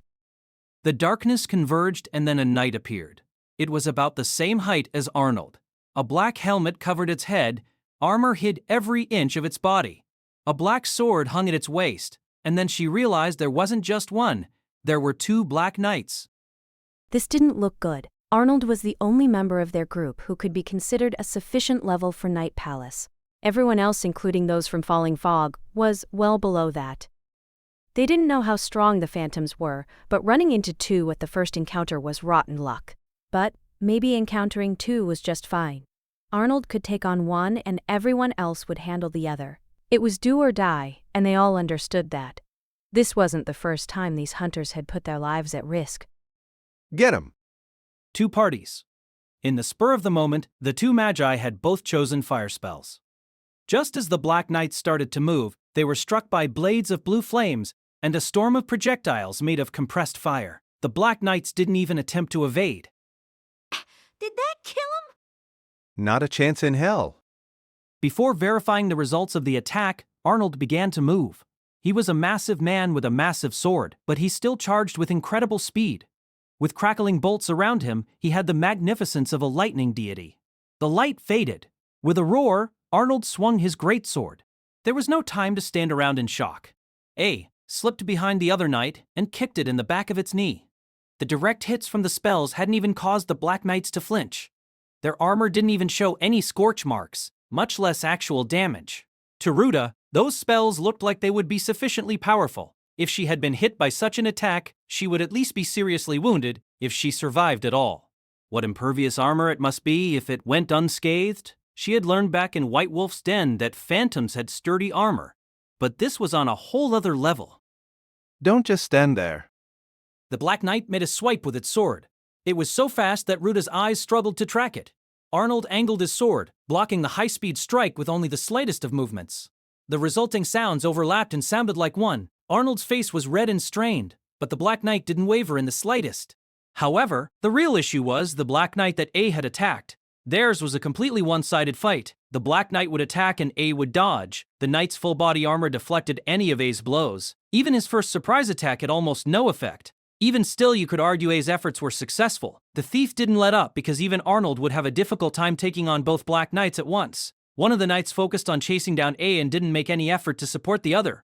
The Black Knight could swing so fast that its blade appeared as a mere blur, but its lumbering body allowed A to somehow avoid getting hit. Every time he got behind the Knight, the Phantom had to turn around. If he stepped back, the Knight would have to come after him. Unlike the stifled shadow, most thieves relied primarily on skillful positioning and never took a foe head-on. Three swordsmen from Falling Fog backed A up by taking advantage of the openings he created. Surrounded by three burly warriors, the Black Knight paused as though analyzing the situation. The movements of Falling Fog were fluid and carried out with explicit communication. The hunters of Scorching Whirlwind, including Gilbert, couldn't keep up. Shit, this goddamn thing's one of the weaker ones? He took a swing at the Black Knight. A smiled. Sweat covered his brow, but he gave a spirited reply. Yeah, they're really something, but we can beat it like we can any other phantom. The swordsman let out a resounding yell of approval. While A and the others were locked in a stalemate with their Black Knight, Arnold's fight was growing increasingly more intense. With its blinding attacks and magic-resilient armor, the Knight had the upper hand. A greatsword was a weapon that emphasized the power of an individual blow, limited to wide swings which were still easily mitigated. Ruta and Gilbert both thought that Arnold appeared to be locked in a brutal struggle. They hadn't expected the battle to unfold like this. After A received his backup, the Magus needed a new task to focus on, so they directed their staff at Arnold. Here you go, Arnold. Greater acceleration. A white beam of light pierced through Arnold. This was a spell that enhanced physical capabilities. Spells of this variety were a double-edged sword. The sudden change in senses, particularly amongst spells that affected muscles and reflexes, made them undesirable to most hunters. Ruta herself had tried one of these enhancements and found it quite startling. She figured Arnold's body must feel incredibly light. So light he would struggle to control his sword. She gasped. She saw no changes in Arnold's stance. With as brief a movement as possible, he blocked a lightning-fast swing. At first, Ruta thought the Magus must have failed their spellcast. Then she realized she was mistaken. Arnold was used to it. He was used to abrupt changes to his senses. Accelerating to such a discomforting change required backbreaking effort. He had probably practiced countless times. Over and over, letting himself be enhanced by magic so he could manage the change when he really needed to. Following the speed enhancer, he received spells for strength, stamina, and defense. Arnold looked like someone fighting back a fiery rage as he simultaneously blocked an attack and received enhancement spells. The Black Knight being held back by A and company seemed to realize what was happening and changed its behavior. It went purely offensive and struck with such speed that the receiving swordsman couldn't hope to block it. The hunter's formation fell apart, but the crashing lightning didn't budge. Gilbert moved to put himself between the Black Knight and Arnold, but A immediately put a stop to that. Don't get any closer. Stay back and don't come until we need you to. We've still got this. Gilbert stopped and bit his lip with frustration as he stomped on the ground. Ruta could empathize. It didn't feel good to know your strength wasn't enough. Carmine and the others probably felt the same way. The movements of falling fog were well practiced. A was right. It was evident that outsiders wouldn't do much more than create more openings. Damn it, isn't there anything we can do? What's Arnold doing? He's got all those enhancements. Hold on, isn't that? The Black Knight facing off with Arnold stopped for a brief moment. Arnold used that moment to press up on the knight, pushing it back. Phantoms generally had far more stamina than humans, so it wasn't possible that the Black Knight could be tired. Ruta thought she might be imagining things, but that wasn't the case. The Black Knight's movements were gradually becoming less precise. It paused, its center of gravity became unstable, and its knees seemed to spasm. The advantage had suddenly shifted to Arnold. The knight's attacks were losing their edge. Arnold's attacks hadn't changed, but now he was able to keep a steady stance, blocking any incoming attacks. Ah, so it's his sword? Gilbert looked at Arnold's electrified greatsword. Ruta also managed to piece it all together. It was the electricity. It would pass from the greatsword to the Black Knight's blade, damaging the Phantom in the process. The knight was fully armored, but even that wasn't enough to protect against electric shocks. This was generally considered a merit of lightning magic. Arnold must have been waiting for this. He was biding his time as the electric damage piled up until the Black Knight eventually made a fatal mistake. It was quite clever. It was an almost underhanded method, something entirely unimaginable for a man of his size and choice of weapon. But to Ruta, it was a show of a seasoned hunter's pragmatic strength. This was a level 7. These were skills obtained through experience and refinement. At last, the Black Knight wavered and fell to its knees. With the opening he had been anticipating, Arnold let out a roar. The air shook. The other Black Knight paused. Arnold raised his sword, which shimmered and sparkled with golden light. Being in close proximity caused his body to grow numb. This was lightning. It wasn't like the natural kind, it was golden, like what some dragons might blast from their mouth. He hadn't even resorted to this during his battle with Tino. This must have been his trump card. Crashing lightning! It was just like watching a striking thunderbolt. The Black Knight tried to raise its sword, but was enveloped in golden light. The blade not only cleaved through the knight's armor, but also demolished a few meters of the stone floor as its energy dispersed. Arnold's victory was undeniable. After being fixated solely on the sight of the crashing lightning, Gilbert inhaled as though he had been forgetting to breathe. Up.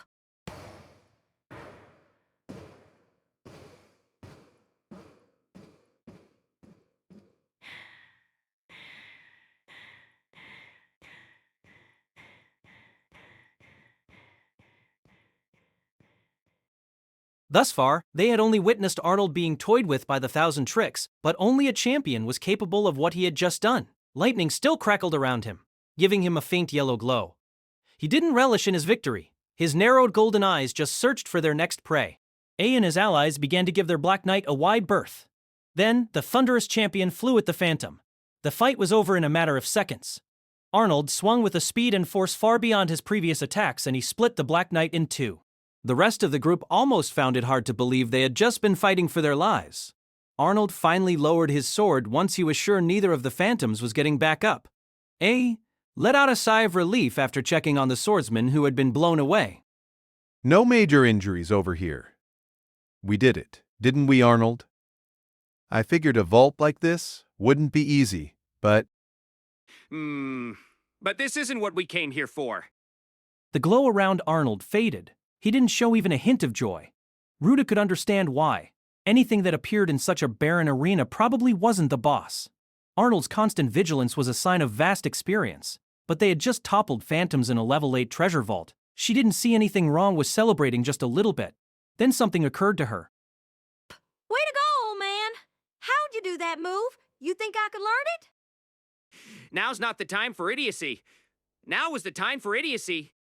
With scrutiny, A looked down at the remains of the phantoms. They weren't letting their guard down, but they did have the sort of slackened tension unique to soldiers after a battle. Ruta felt a sense of shock just as intense as Arnold's attack. Her eyes widened. It was déjà vu. She had been in this situation before. They escaped certain doom, healed their wounds, took a breath, and she looked at Gilbert, who had also been there. The red-haired young man looked back at her with a blank expression. Gilbert, do you remember White Wolf's Den? What's this about? Wait. Hold on. The color instantly drained from Gilbert's face. He must have figured out what Ruta was getting at. The experience had left a distinct impression. The strength of the phantoms, the events prior to the battle, that was all different, but the situation was still eerily similar. This included the fact that they had reached this point after getting involved with Krai. This was one of his trials.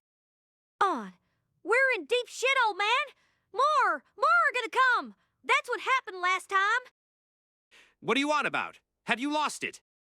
Gilbert's thought process probably didn't go any deeper than his babbling, but Ruta still appreciated his energy at times like this. He was right, more would come. That's how it went the previous time. After just barely managing to overcome a tough foe, 4 more attackers, all with different weapons, had appeared. If Krai hadn't come to the rescue, they would have died in that treasure vault. And with a level 7 at their side, there was no guarantee any help would come this time around. And with a level 7 at their side, there was no guarantee any help would come this time. Maybe it was their imaginations. Maybe they were just worrying too much. But the possibility was too dangerous to ignore. A was taken aback by Gilbert's sudden panicking, so Ruta also offered a suggestion. Gilbert's right, we should start moving. Last time we were in this situation, reinforcements came. What do you think, Arnold? Arnold looked at his companions and growled. So we can either leave or press forward, huh? Arnold was an undeniable champion. He was a proud man and inflexible on certain matters, but he could make the right call when it mattered. They had battled phantoms, survived, and gauged the strength of what they were up against. This time, they had only encountered a few, but if they continued on, it was all but certain that someone would suffer a critical injury. It was inconceivable that he hadn't already figured this out. Arnold was much smarter than he looked. Ruta stepped forward and looked up, straight into Arnold's eyes. She was following her instincts and couldn't offer veritable proof for what she was about to say. She felt she knew a thing or two about the 1,000 tricks, even if it was all second-hand knowledge passed down from Tino. I think we should press forward. What? Arnold's eyes bulged. Gilbert, Carmine, everyone looked at her with disbelief. But she knew that the 1,000 trials weren't something you could run from no matter how hard you tried. You could bet that the 1,000 tricks fully understood what sort of person Arnold was. This all drove Ruta to make the unconventional choice. It was all based on her own intuition, but sometimes you just had to follow that instead of reason. Indeed, if the 1,000 tricks was involved, then there would most likely be enemies lying in wait on the path behind them. But she didn't know how that information might be received by someone who hated the 1,000 tricks as much as Arnold did. My intuition is telling me that there are powerful enemies behind us, and we should move forward. If we're going to turn back, I think we should first press onwards, and then take a long loop back. We only need to press on for a bit, so please believe me. It's absurd, but that sort of intuition has saved parties before. Staying alert to their surroundings, the group moved forward as if something were hot on their heels. Arnold felt there was truth to Ruta's words and chose to believe in her. If it was possible for phantoms to approach from off the path, then it was also possible for them to attack the group as they made their retreat. Ruta had been a solo hunter, and solo hunters had senses fine-tuned for detecting danger. Hunters couldn't do their job if they sidestepped every danger, but at the same time they couldn't just blindly charge headlong into peril. Arnold saw enough value in Ruta's words that he was willing to bet their lives on their veracity. Hell yeah, nothing's coming. We made the right choice. He had been frantically checking the group's 6. Just how traumatic had White Wolf's den been if his concern was based on the same experience as Ruta's? Following the path took them on a straight route to the castle. As they got closer to the pitch-black structure, they became steadily more unsettled by it. Not even Arnold had any idea what might be residing inside. The castle doors came into view, and the surrounding scenery shifted as the trees flanking the path began to thin out. Ruta let out a small scream when she saw their new surroundings. Gilbert grew pale, and Arnold couldn't help but gulp. They were in a circular forecourt, one paved with stones. With almost nothing to obstruct their view, they could see far and wide. Just beyond the open area was the castle. But the source of their shock was the black mountains piled outside the edges of the forecourt. Gilbert quietly stepped up to one of the piles and began to tremble after giving them a close examination. What happened? The piles consisted of corpses created in all varieties of manners. What shocked Gilbert was that black armor and weapons made up the vast majority of the piles. Even at a cursory glance, it was clear that there was no unifying cause of death. Some were burned, others had been crushed, some had been frozen or ripped apart along with their armor. From the shape of the remains, they managed to discern that they were from something human-shaped. But it wasn't just that. The armor was that of the phantoms they had just fought. Holy shit, what happened here?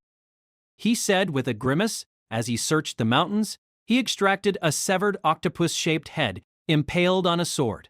It was black and covered in mucus, its two green eyes muddled and without a flicker of life. The knights they battled earlier had been scorched by Arnold, so they had been unable to check inside the armor. Apparently, the knights weren't human. Ruta tepidly inspected a pile of cadavers, and every one of them had a face or body not quite human. The color drained from Chloe's face, but she maintained a veneer of composure. It seems there was a whole army of these aberrant soldiers. Looking around at the mountain range of corpses, Gilbert whispered, Did the 1,000 Tricks do all this?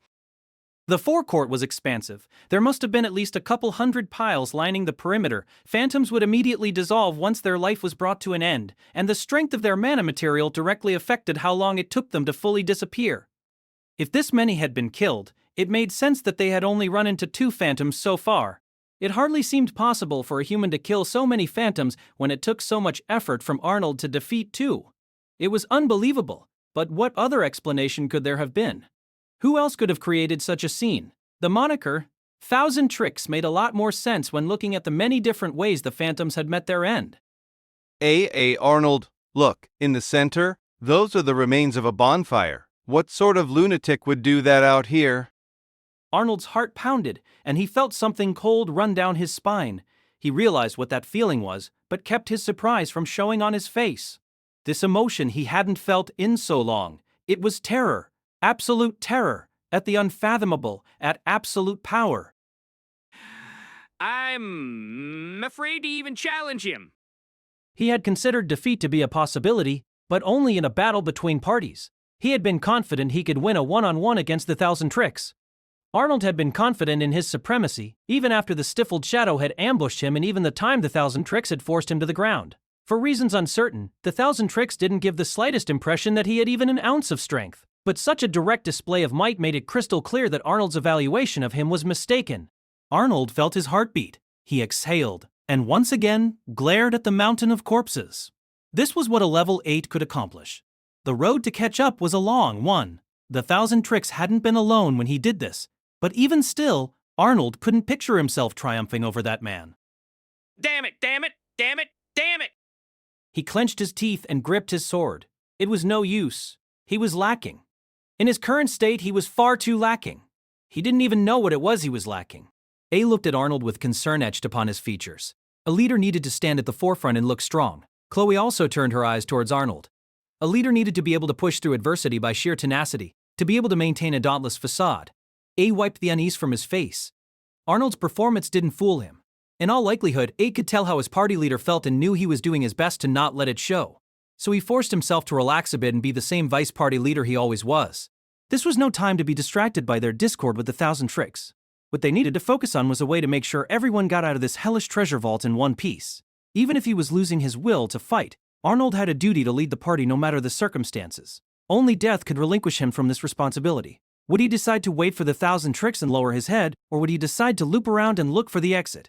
Then A widened his eyes. He was startled, but managed to take a deep breath and speak in a low voice so only Arnold could hear. Bad news. They're coming. A whole damn swarm of 'em.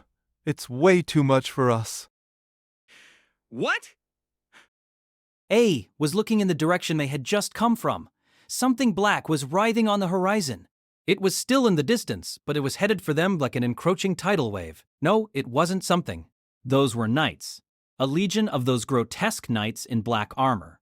Arnold and A couldn't tell exactly how many there were, but it was undeniably more than they could manage. It was about as large as the orc pack they had fought not too long ago, but orcs paled in comparison to the phantoms. Arnold probably couldn't slay half of them, even if he fought until his very last breath. Ruta's eyes bulged when she noticed the incoming swarm. 1,000 trials. 1,000 trials. This was a trial? Goddamn insanity. He looked around the forecourt. It was too late to run, but they had no shot at victory if they chose to stay and fight. In this wide-open space, they would be surrounded and crushed. Everyone began to lose hope. But you should never give in. Arnold calmed himself and looked for a way out of this perilous situation. If they stayed in the forecourt, not a single one of them would make it out alive. Suddenly, he looked at the obsidian castle that lay beyond the forecourt. This was where the treasure vault got its name. It was likely to be much more dangerous than the outer sections, but perhaps it would be better than being swallowed up by a wave of phantoms. The grotesque army was steadily closing in. There was no time to waste. The group had recovered from their shock and were awaiting Arnold's orders, and so he made his decision. Please accept our sincere apologies. It's totally fine. Stuff like this happens to me all the time. It seemed it wasn't just me. The inn employees had also never heard of a dragon trespassing in a hot spring. When I left the baths to report the situation, I found inn staff all kowtowing before me. It turned out the sky blue dragon was one of those hot spring dragons that Liz had been going on about. They were indigenous to the mountains near Souls, and their name was derived from their affinity for hot springs, but they usually hid out in the mountains and rarely approached human settlements. Of course they didn't. You couldn't run an inn if you had dragons dropping by for the occasional visit. The inn staff knew of the dragons, but most of them hadn't even seen one before. They all looked at the unconscious dragon with trepidation. This hot spring dragon is still young. The young ones are very inquisitive. Maybe it saw that visitors weren't coming because of those bandits and its curiosity got the better of it. I see. Well, it happens sometimes. Accidents were normal for hunters. Run-ins with roving dragons, roving ogres, roving cyclopes, and roving treasure vaults had left me prepared for any mishap. My luck was just that awful. Sometimes I became outright delusional and began to think they were attracted to me or something. It could have been worse. It could have been an adult dragon. If any non-hunters had been present, someone might have been killed. But there were no fatalities, so the inn just needed to focus on making sure something like this didn't happen again. What I was concerned about was Tino's mental health. Even after putting on some clothes, she still had that exhausted look in her eyes. I repeatedly tried speaking to her, but she never responded with her usual smile. The battle happened spontaneously, so I thought it was unavoidable that she had to fight the dragon while naked. Not to mention, I had done my best to look away. I guess it was still a shocking experience for a girl her age. It seemed my senses had grown dull due to Liz's nonchalance. Oh, that's right. Let's have boiled dragon tonight. This pulled Tino from her sullen silence. You're going to eat it. Dragon wasn't a common dish. The creatures were rare, and their blood, flesh, and bones all sold for high prices. But our party wasn't one to worry too much over profits. If we caught a dragon, eating a portion of it was the norm. I couldn't remember what started that habit, but our feral children, Luke and Liz, would eat anything, including centipedes and spiders, so they might as well eat dragons too. You like dragon too, don't you, Krai? This is Tino's first slain dragon. Tino looked bewildered. It seemed Citri was trying to turn this into a positive experience, so Tino might forget the bad parts. Or maybe she just wanted to eat dragon. I still eagerly went along with her. Yeah, dragon's delicious. I can't wait. Anything Citri prepared was delicious, and we didn't need to eat like we were camping out, but I kept those thoughts to myself. I also thought it was silly for her to do any cooking when we were at an inn, but, again, I held my peace. You're incredible, Tino. Great job back there. You flatter me. She was looking at the ground and seemed both embarrassed but also pleased. It seemed like she might agree with just a bit more praise, and Citri smoothly backed me up. You fought that dragon without weapons or armor? T, you were adorable? Yeah, uh-huh. Huh? Tino had finally gotten back on her feet, but now she was quaking again. Red to her ears, she hung her head and backed away from us. No, I didn't look. Not at all, I swear. How could I kick back and enjoy the scenery when a dragon was rampaging about? I didn't do anything or let it show on my face, but I was pretty frantic back there. Citri winked at me like we had just accomplished something. I wanted to tell her off, but Tino was right there, so I just sighed. A hot spring dragon was here? After returning from her search for a hot spring dragon, Liz listened to our tale with shock. She had gone to the mountains, but her hunt turned up nothing, whereas we found one without even trying. What a funny thing life was. With her legs folded beneath her, Tino sat on the tatami floor. She shrunk back and looked at her mentor with upturned eyes. She seemed to think that Liz would be angry because her prey had been caught by someone else, but Liz wouldn't do that.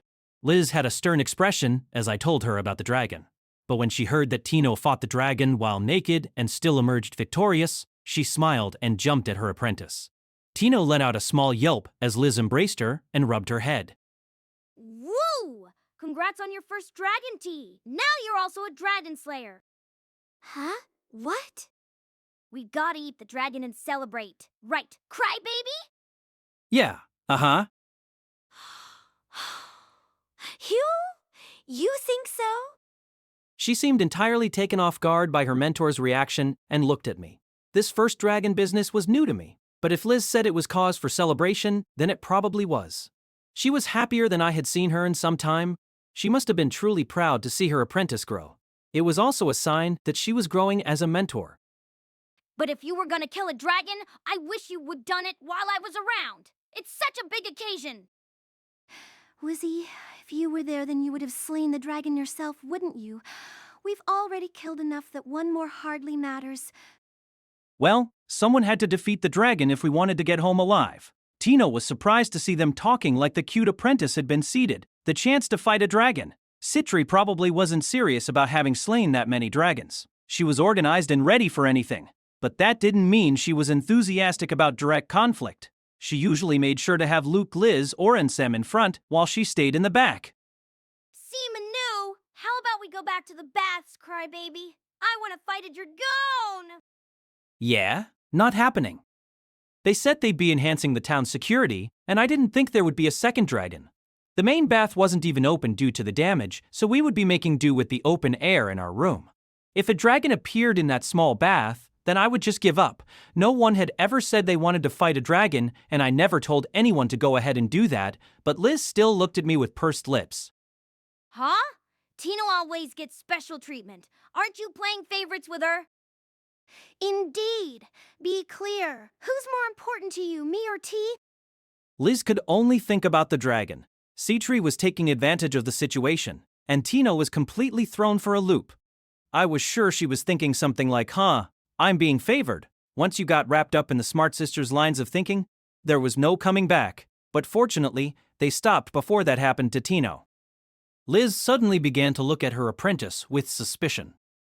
Tay, since when were you strong enough to fight a dragon barehanded? Have you been holding out on me during our training?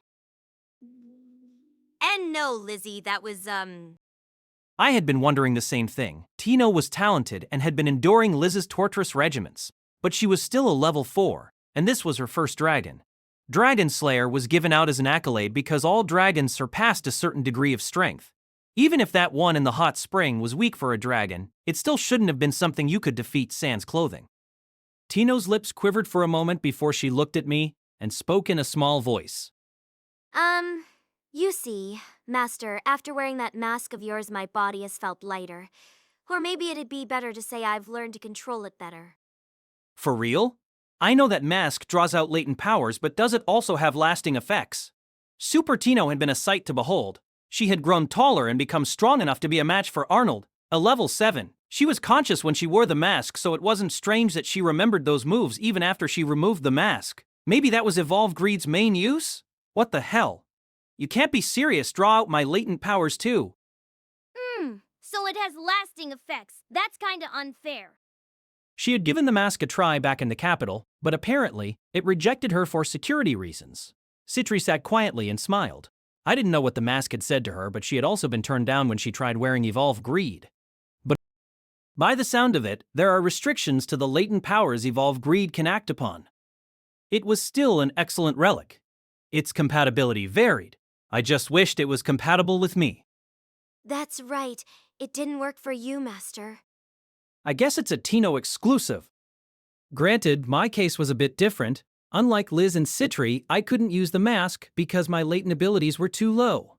And I didn't think it could necessarily draw upon all of one's latent powers. Liz had recognized Tino's talents. I didn't think there could be much of a gap between the powers they had in store. Citri then clapped her hands as though to move us onto a different subject. For now, let's set aside the matter of the mask and focus on celebrations. Today we'll be feasting on boiled dragon made with hot spring dragon. Those weren't words I was used to hearing. It almost sounded like the meat was boiled in a hot spring, but I wasn't going to object. Overriding misfortune with fun was the way of the hunter. We took Liz to the courtyard so she could see the dragon, and her reaction was quite something. What the hell is this? Lizzie, don't laugh so hard. Ha! You're gonna become a dragon slayer after defeating this? Holy shit!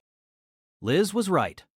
It seemed scary when it was rampaging around, but now that it was knocked out and lying on its side, its round body and bright colors made it seem almost like a plushie. Sure, it's an abnormal dragon, but it's a dragon nonetheless. It was a tougher dragon than its looks might lead you to believe. After all, it demolished the inn's prized main bath. Its hot water breath didn't look like much, but it could have killed me in an instant if I hadn't been wearing any safety rings. Having had her fun, Liz wiped the tears from her eyes. But I heard hot spring dragons are much fiercer than this thing. No, Liz, it doesn't look like much because it's unconscious. It's plenty fierce. Still, according to the proprietress, these dragons rarely approach human populations, even ones situated around a hot spring. She said as she picked up a large billhook borrowed from somewhere. The dully glimmering blade was simple but unnerving. I hope this blade can cut through. Too bad I can't call for Luke. Some monsters and mythical beings had skin more durable than metal. Citri raised the billhook with ease and swung it at the dragon's neck. At the same moment, the sky-blue dragon opened its eyes. I dodged it. The dragon dodged the incoming blade with unbelievable swiftness. The shining cutlery dug into the earth. Tino let out a brief screech and was about to hide behind me, but stopped when she realized Liz was watching. The hot spring dragon stood up on wobbling feet. It saw Citri wearing a faint smile, Liz grinning, Tino frantically preparing for another fight, Killiam standing with its arms folded, and me standing still as a board. It let out something resembling a scream.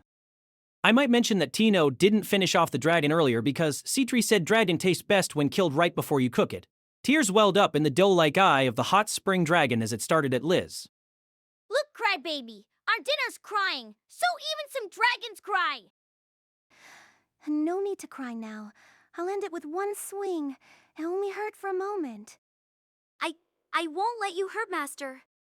Kill! Kill! The dragon was strong, but we had the complete advantage with Tino backed up by Liz, Citri, and even Killiam. Its fate was sealed. It seemed to understand the predicament it was in and frantically looked around. Unfortunately, there was nowhere for it to run. But then its gaze fell on me. Yeah, there is a weak link in our group, but I have my safety rings. The moment you attack, Liz will slug you and then it'll all be over. It won't do you any good, so don't try attacking me. The dragon flung itself at me. Even I could dodge that if I tried, but it would just make more trouble, even if I successfully evaded it. Without any better options, I just decided to let it hit me.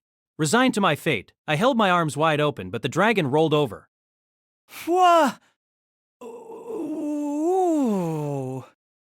The hot spring dragon cooed as it rolled on its back and showed me its belly. It looked at me with teary eyes. I was at a loss for words. Tino looked at me like I was something more than human. The dragon's showing you its tummy, so it's surrendering. You never fail, Master. No, there was clearly something off about this dragon. Besides, I was pretty sure the dragon was trying to appeal to my weakness, not submit to my strength. Still, on its back, the dragon wiggled its way towards me. It didn't show a speck of the pride that marked an apex predator. Then it made a mewing noise. No way that's a normal dragon sound. It had been trying to kill me not too long ago, but now I had it in the palm of my hand. I experimentally placed my foot on its stomach, but it didn't react. It seemed to think this was better than being eaten. I suddenly felt a strong affinity for the dragon. Krai, what shall we do? Good question. It seemed Liz and Tino were also ready to follow my lead. Even if it was acting docile, a dragon was still a dragon. Maybe it would be best just to kill it? There was no point in waiting until after it caused an incident.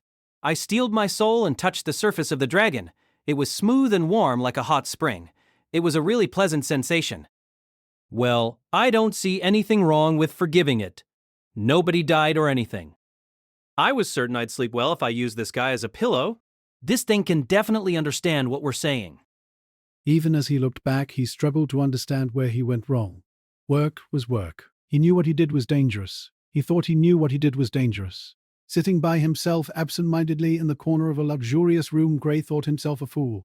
When he turned down his chance to get in on Black and White's escape plan, they looked at him with disdain, but he didn't care. He was a bad person. After being too unruly even for treasure hunting, he became a criminal and committed a number of heinous acts. He had seen all sorts of things in the imperial capital's underbelly. There was the terrifying, the ugly, the pitiful, and that which no human should witness. He came across some people who had no regard for human life. But the 1,000 tricks, he was something else entirely. He was no mere hunter. Something unnerved Gray when he first saw the 1,000 tricks. Even among the criminal world, Gray was an exceptionally perceptive one. It was how he had lasted so long, despite his lack of other notable strengths. That man didn't have the distinct bearing of those who had overcome gauntlets. He didn't have the distinct shadow of those who had seen the darkness. Most of all, unlike the stifled shadow and the ignoble, he didn't have the trace of blood. Even if they weren't especially bloodthirsty like the stifled shadow was, all treasure hunters got the smell of blood on them, to some degree or another. That trace, as Gray referred to it, wasn't something that could be washed out with any sort of soap, no matter how hard you tried. Until meeting that man, Gray had never met a hunter who didn't have that trace. That caused Gray to misread the situation and show the wrong attitude. Looking back, that was a stupid thing to do. It seemed unthinkable that a man could reach level 8, all while leading a party of butchers and not be involved in any bloodshed. That completely unfathomable side of that languid young man was exactly what made him someone Gray didn't want to mess with. Gray saw multiple examples of that man's strange behavior during their trip. He never did anything of note, but that's what made him so strange. Gray knew he couldn't afford to let his guard down. Before they departed on their trip, Krai hadn't shown a hint of malice when he was about to have Black, White, and Gray done away with. This meant that he saw their lives as things just as insignificant as rocks on the side of the road. It was the stifled shadow who had captured them, but that was likely because that task was simply beneath the 1,000 tricks. Black and White had their suspicions, but to Gray, it looked like they would be let go as long as they didn't do anything. Gray shrunk down and sat in silence like someone waiting for a storm to pass. He kept his mouth sealed like a clam and pretended he was a rock. This was his surest means of survival for someone in his position. They hadn't done anything wrong to that man, anything he would consider wrong. They hadn't done anything worth his intervention or his interest. Gray found himself concentrating, but he didn't hear the screams of Black and White. Of course not. Even if something happened, they would be dead before they could make any noise. Black, White, are you there? Huh? Gray thought his heart might burst from his chest. For an instant, he wondered if it was a despair-induced hallucination, but the sounds and voices didn't go away. Gray frantically stood up. His knees threatened to give out on him, but he managed to pull through and unlock the door. The locks on doors in an inn like this, one would have meant nothing to a level 8, and not opening the door wasn't an option in the first place. Black and White had gone off to steal the collar key from the 1,000 tricks. Gray didn't know how their attempt fared, but he didn't think it was a coincidence that the 1,000 tricks was calling their names. And if he was only calling for Black and White, that meant he was actually calling out to Gray. The door opened. The young man gave Gray a peculiar look. His stance was as defenseless as ever, his body seemingly incapable of violence. Behind him was his opposite, Citri Smart, a woman who exuded a savage aura. She looked at Gray with her usual bone-chilling smile. But what bothered Gray the most was clinging to the young man's feet. A sky-blue dragon. It was small, and its bright color seemed like some sort of joke, but something clearly dragon-shaped was rubbing its head against the man's feet, as though in an attempt to curry favor. Gray couldn't help but stand stock still. Don't worry about it. It's become domesticated. I guess it really doesn't want to be eaten. Gray struggled to believe that nonchalant utterance. It was unimaginable that a mythical beast would submit to a human. The Thousand Tricks just shrugged his shoulders with resignation. By the way, is it just you, Gray? Where are Black and White? Gray came to his senses and instinctively pressed his lips together. The Thousand Tricks could see right through him.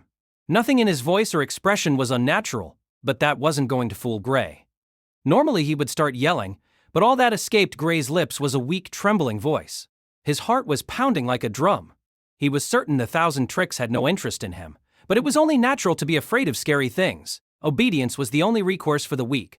Gray had no idea what this man might say or do, and that's what made him so terrifying. I told them not to. Black and White, they went to steal the K-key. He had said he would keep quiet, but he no longer cared. The more he thought about it, the more flaws he saw in their plan.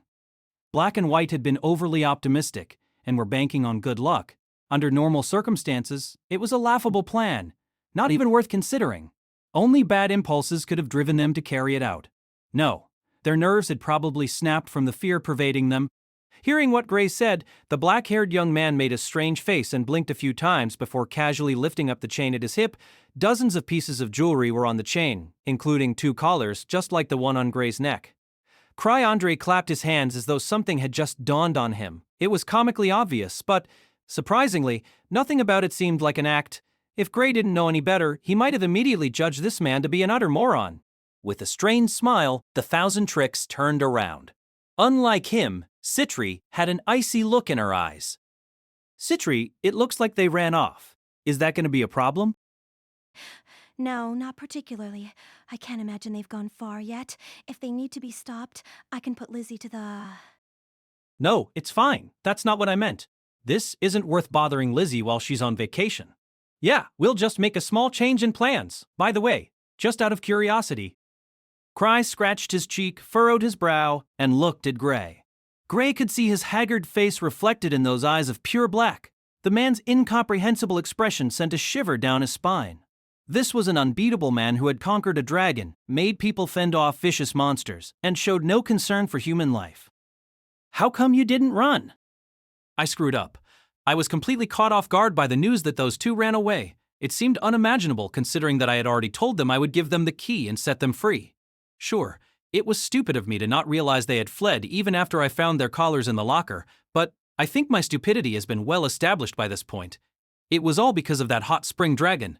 But this wasn't a fatal mistake. Their release just got expedited a tad. Citri didn't think it was a problem either, so there really was no need to go after those 2. If they had stolen a relic, then I might have sent Liz after them, but fortunately I had brought all my relics into the hot spring with me.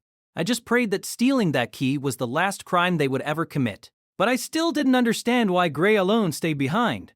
When I blurted out that question, he looked at me with surprise. Maybe because he had been on lookout duty the entire trip, he looked emaciated around the eyes and cheeks.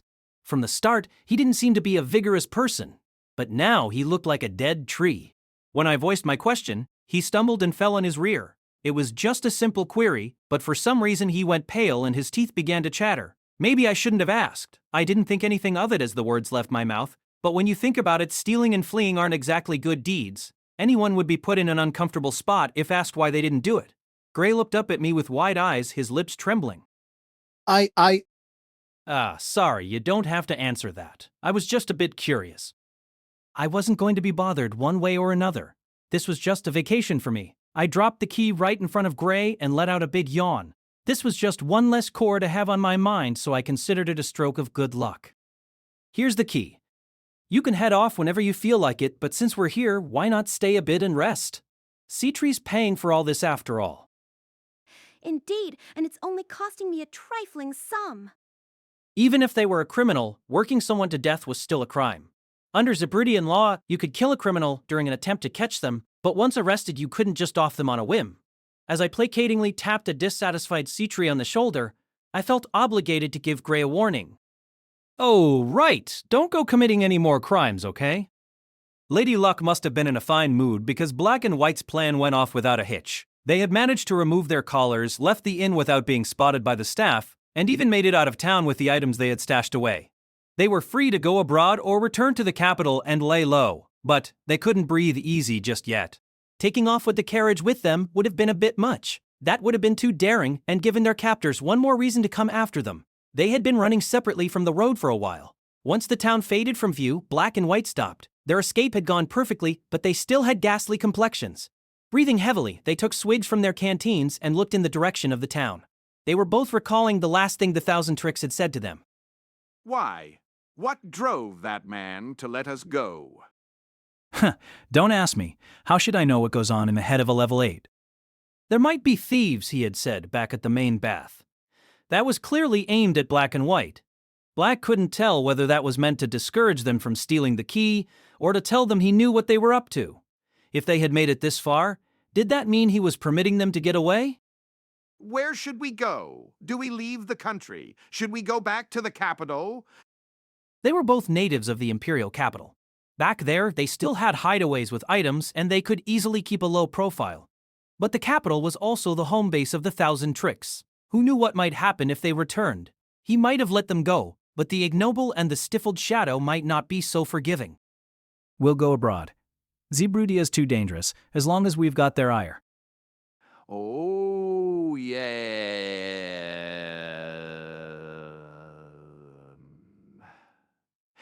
Oh, yeah. I was thinking the same thing. If they left the Empire, even the stifled shadow probably wouldn't come after them. There was no reason for her to be that fixated on them. From the bag, White retrieved a map of the Empire and unfolded it. It was a simple map, but they could at least use it to figure out the shortest route out of the Empire. Black and White were both skillful hunters. Looking back on that brutal expedition, they felt they could now overcome any gauntlet that came their way. White's eyes glimmered with vitality. He looked ready to do whatever it took to take advantage of this opportunity to escape with his life. Black felt the same way. Which way? Sals was surrounded by mountains on 3 sides. Their best option was to leave via the road they came in on, but that was also an obvious choice. As she mulled over what might be the most feasible route, Black suddenly recalled a conversation the Thousand Tricks and his cohorts had in the carriage. She checked the map. She looked intently at a wide region that was near Sals, just a stone's throw away. It was near the border and belonged to a blade of the Empire which warded off monsters, phantoms, and invaders. It was home to an elite order of knights almost devoid of corruption, a bad place for anyone up to no good. It was also a place the Thousand Tricks had been determined to avoid. The Gladys Earldom. We'll pass through here. We're crossing the mountains. There's nothing better than being on vacation. My time in Souls simply flew by. The food was delicious and the hot spring was incredible. I think it was because of the incident with the hot spring dragon, but the inn staff all had a sort of reverence for me. But I got some stuff on the house, and I just ignored their idolizing eyes. At the end of every day, I would look back and regret all the time I wasted, and even that was pleasant. The main bath had been destroyed, leaving me with just our room's open-air bath. But I could enjoy that without worrying about any other guests, so that wasn't so bad. If I really wanted to go to a big bath, I could go to the hot springs outside. I had been a bit on edge, but there hadn't been any more dragon sightings after the first day.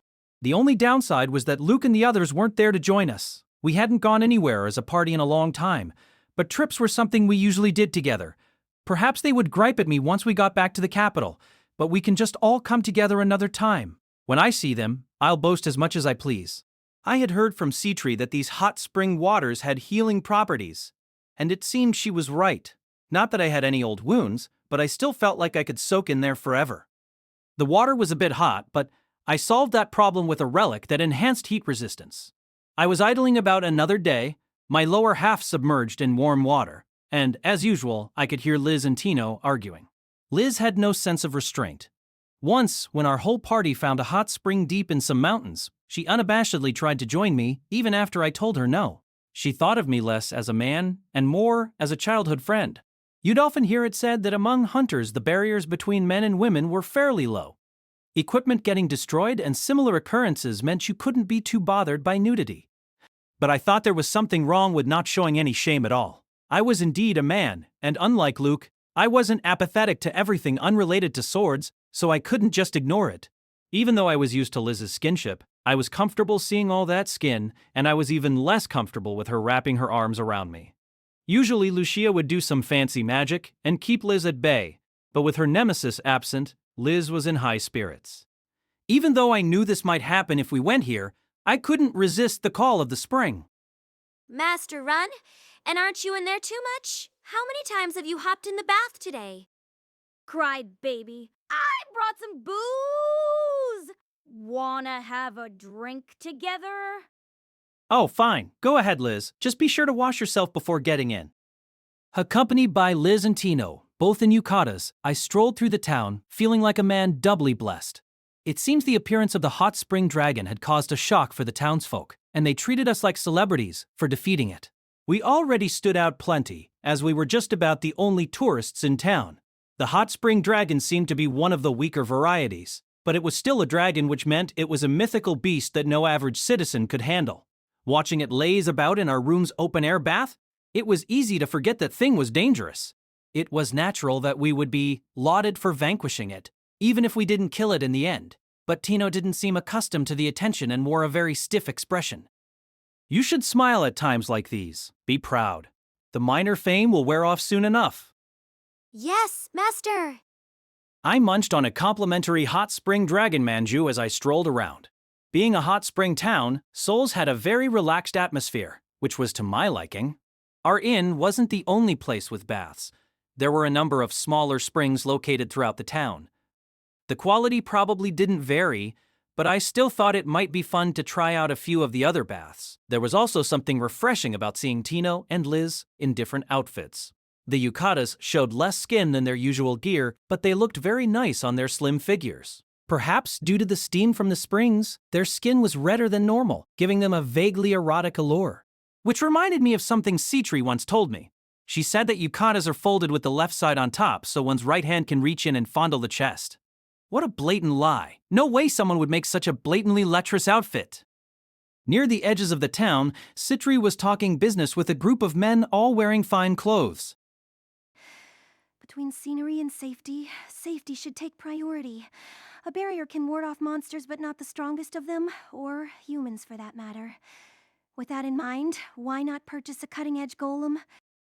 Grinning and wearing a yukata, she spoke while pointing at the outer wall, which was only as high as her neck. They may run a high price, but they can be used not only for combat, but also manual labor. Surely they're a bargain compared to human workers. Fortune won't place a level 8 hunter in your baths a second time. Krai has taken a liking to this town, and these golems are still in their test phase, so if you buy now, I'll slash the price by half. With weapons included, a set of 30 golems will come to 1 billion guild, plus tax. The old men who seemed to be in charge of the town talked among one another, while presumably being taken in by Citri's luscious figure. 1 billion guild seemed a pretty hefty sum for a town of this size. Could golems even win against a dragon? Why was Citri conducting business while we were on vacation?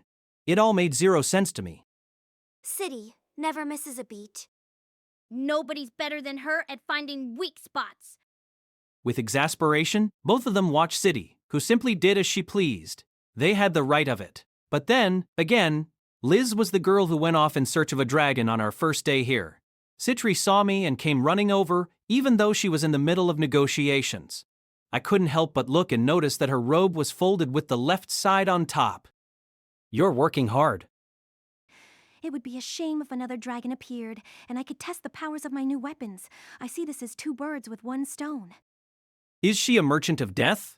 But Citri had a point. This town's defenses did come across as insufficient. It might only seem relevant to them as long as that bandit squad was around, but it mattered a whole lot to a temporary visitor like me. But still, 1 billion guild was a lot of money. It wasn't a price you'd agree to without some consideration. Just how much did those golems cost to produce?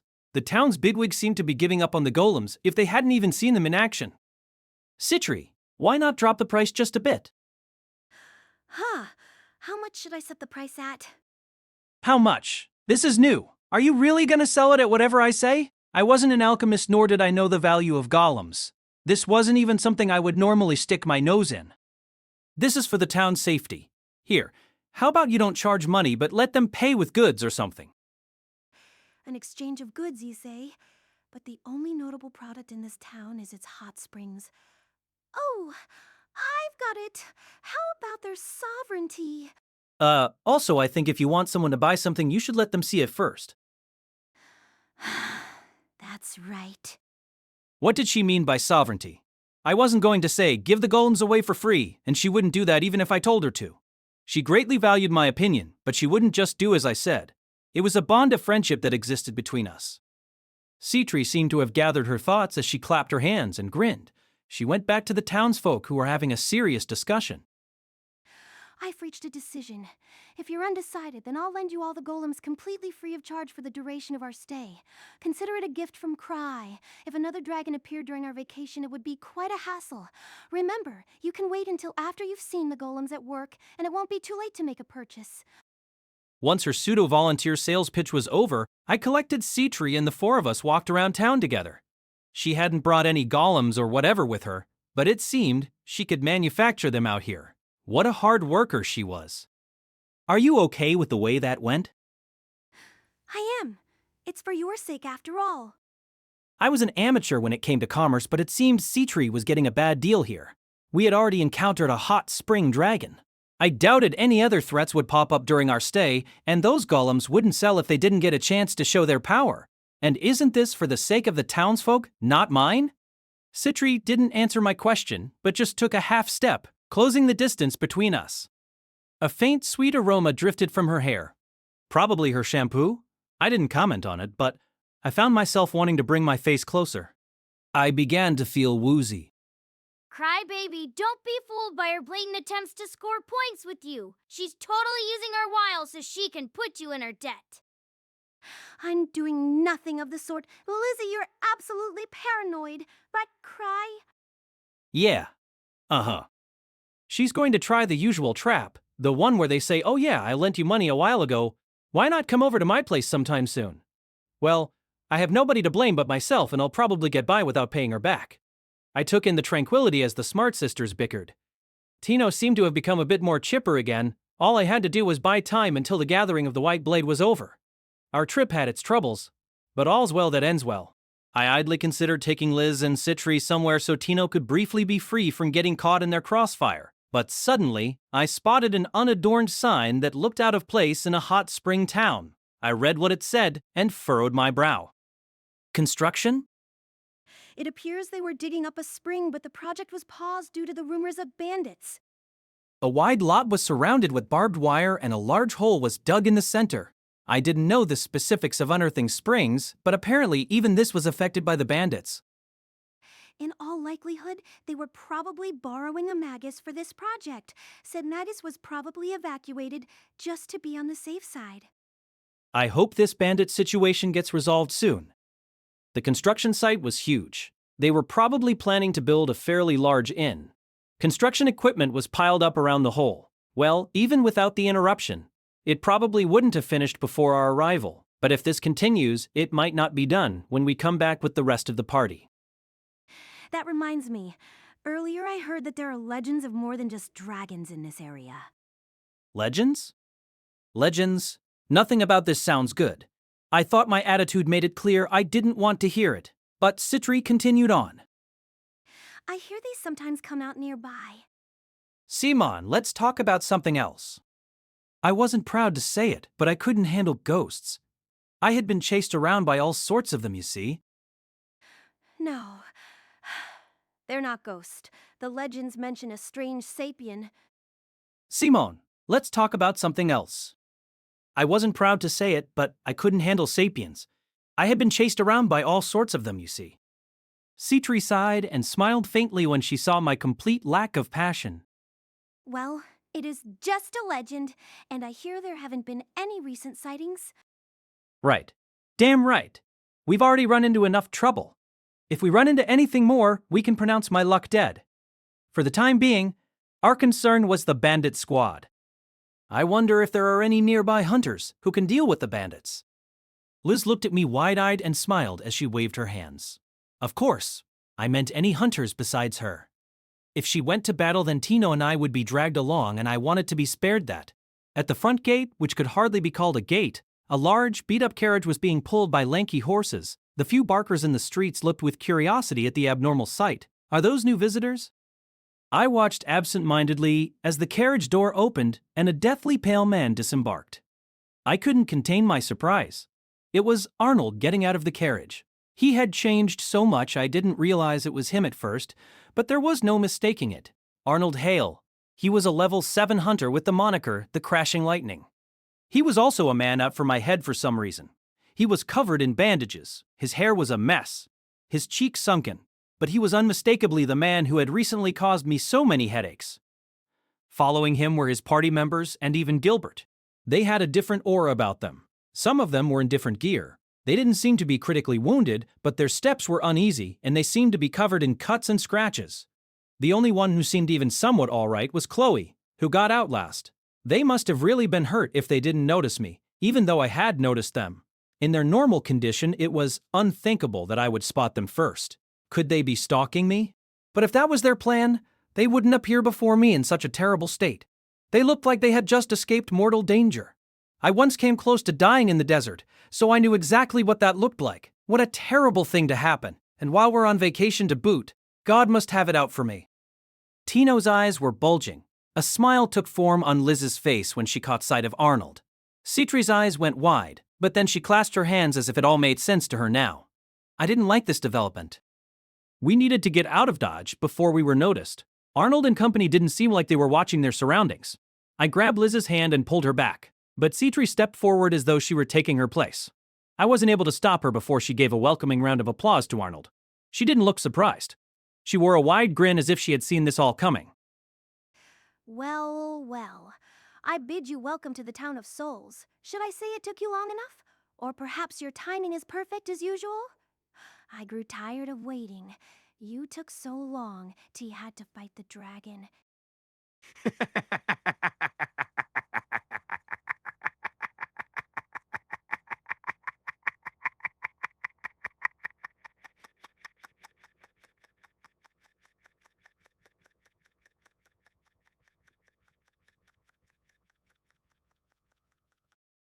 Citri, you knew this was going to happen?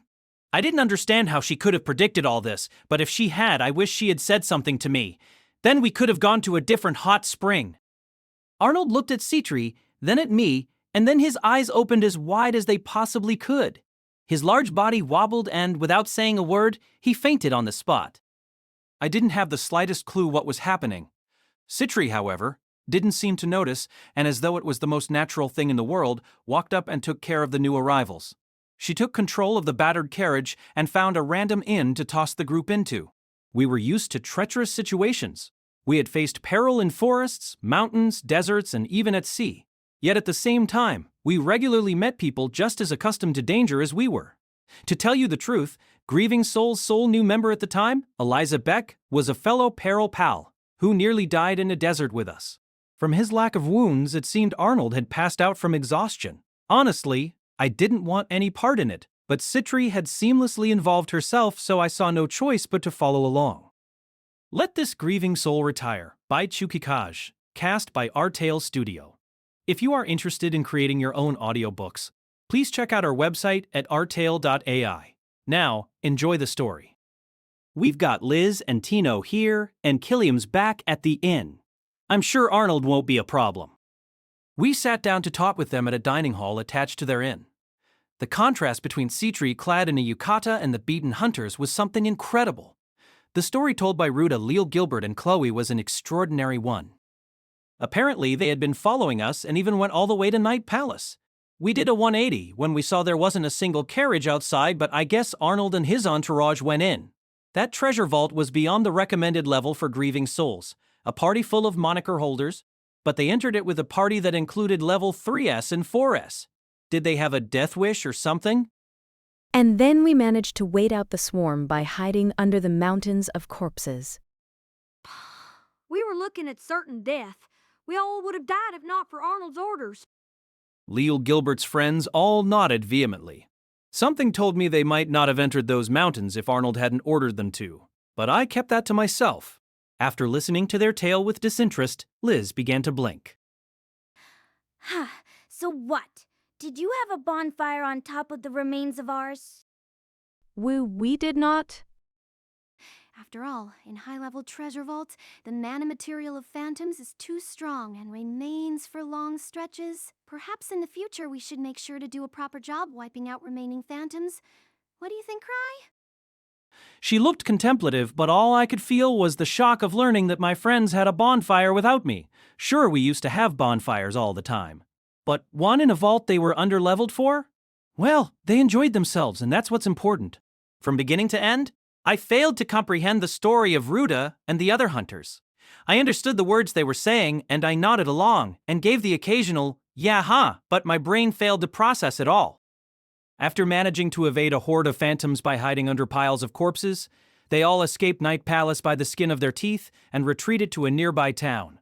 During their retreat, they encountered numerous phantoms and suffered more wounds.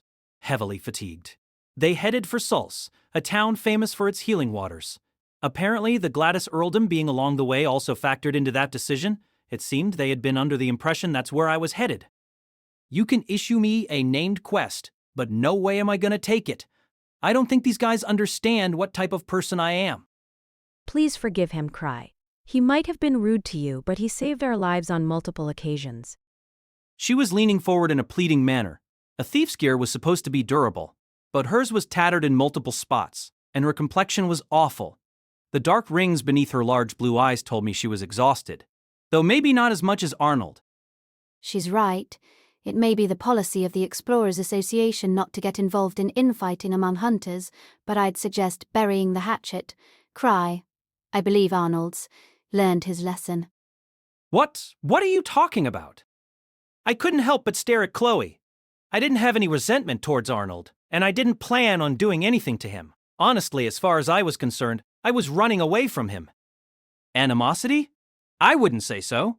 He burned through a bunch of my safety rings and bullied Tino, but we were fine in the end. I had learned from experience that you couldn't get by as a hunter if you let small things anger you. It would just stress you out. I figured you were better off just forgetting about it. Dissipating stress was what the hot spring did best. I blinked and put on a reassuring smile. Huh? I haven't even done anything to him, and I don't plan to. I gave my honest opinion, and it caused Gilbert to take a few steps back. The blood drained from Ruda's face, and the other hunters, I didn't know any of their names, all looked at me like some sort of freak. Even Chloe seemed taken aback.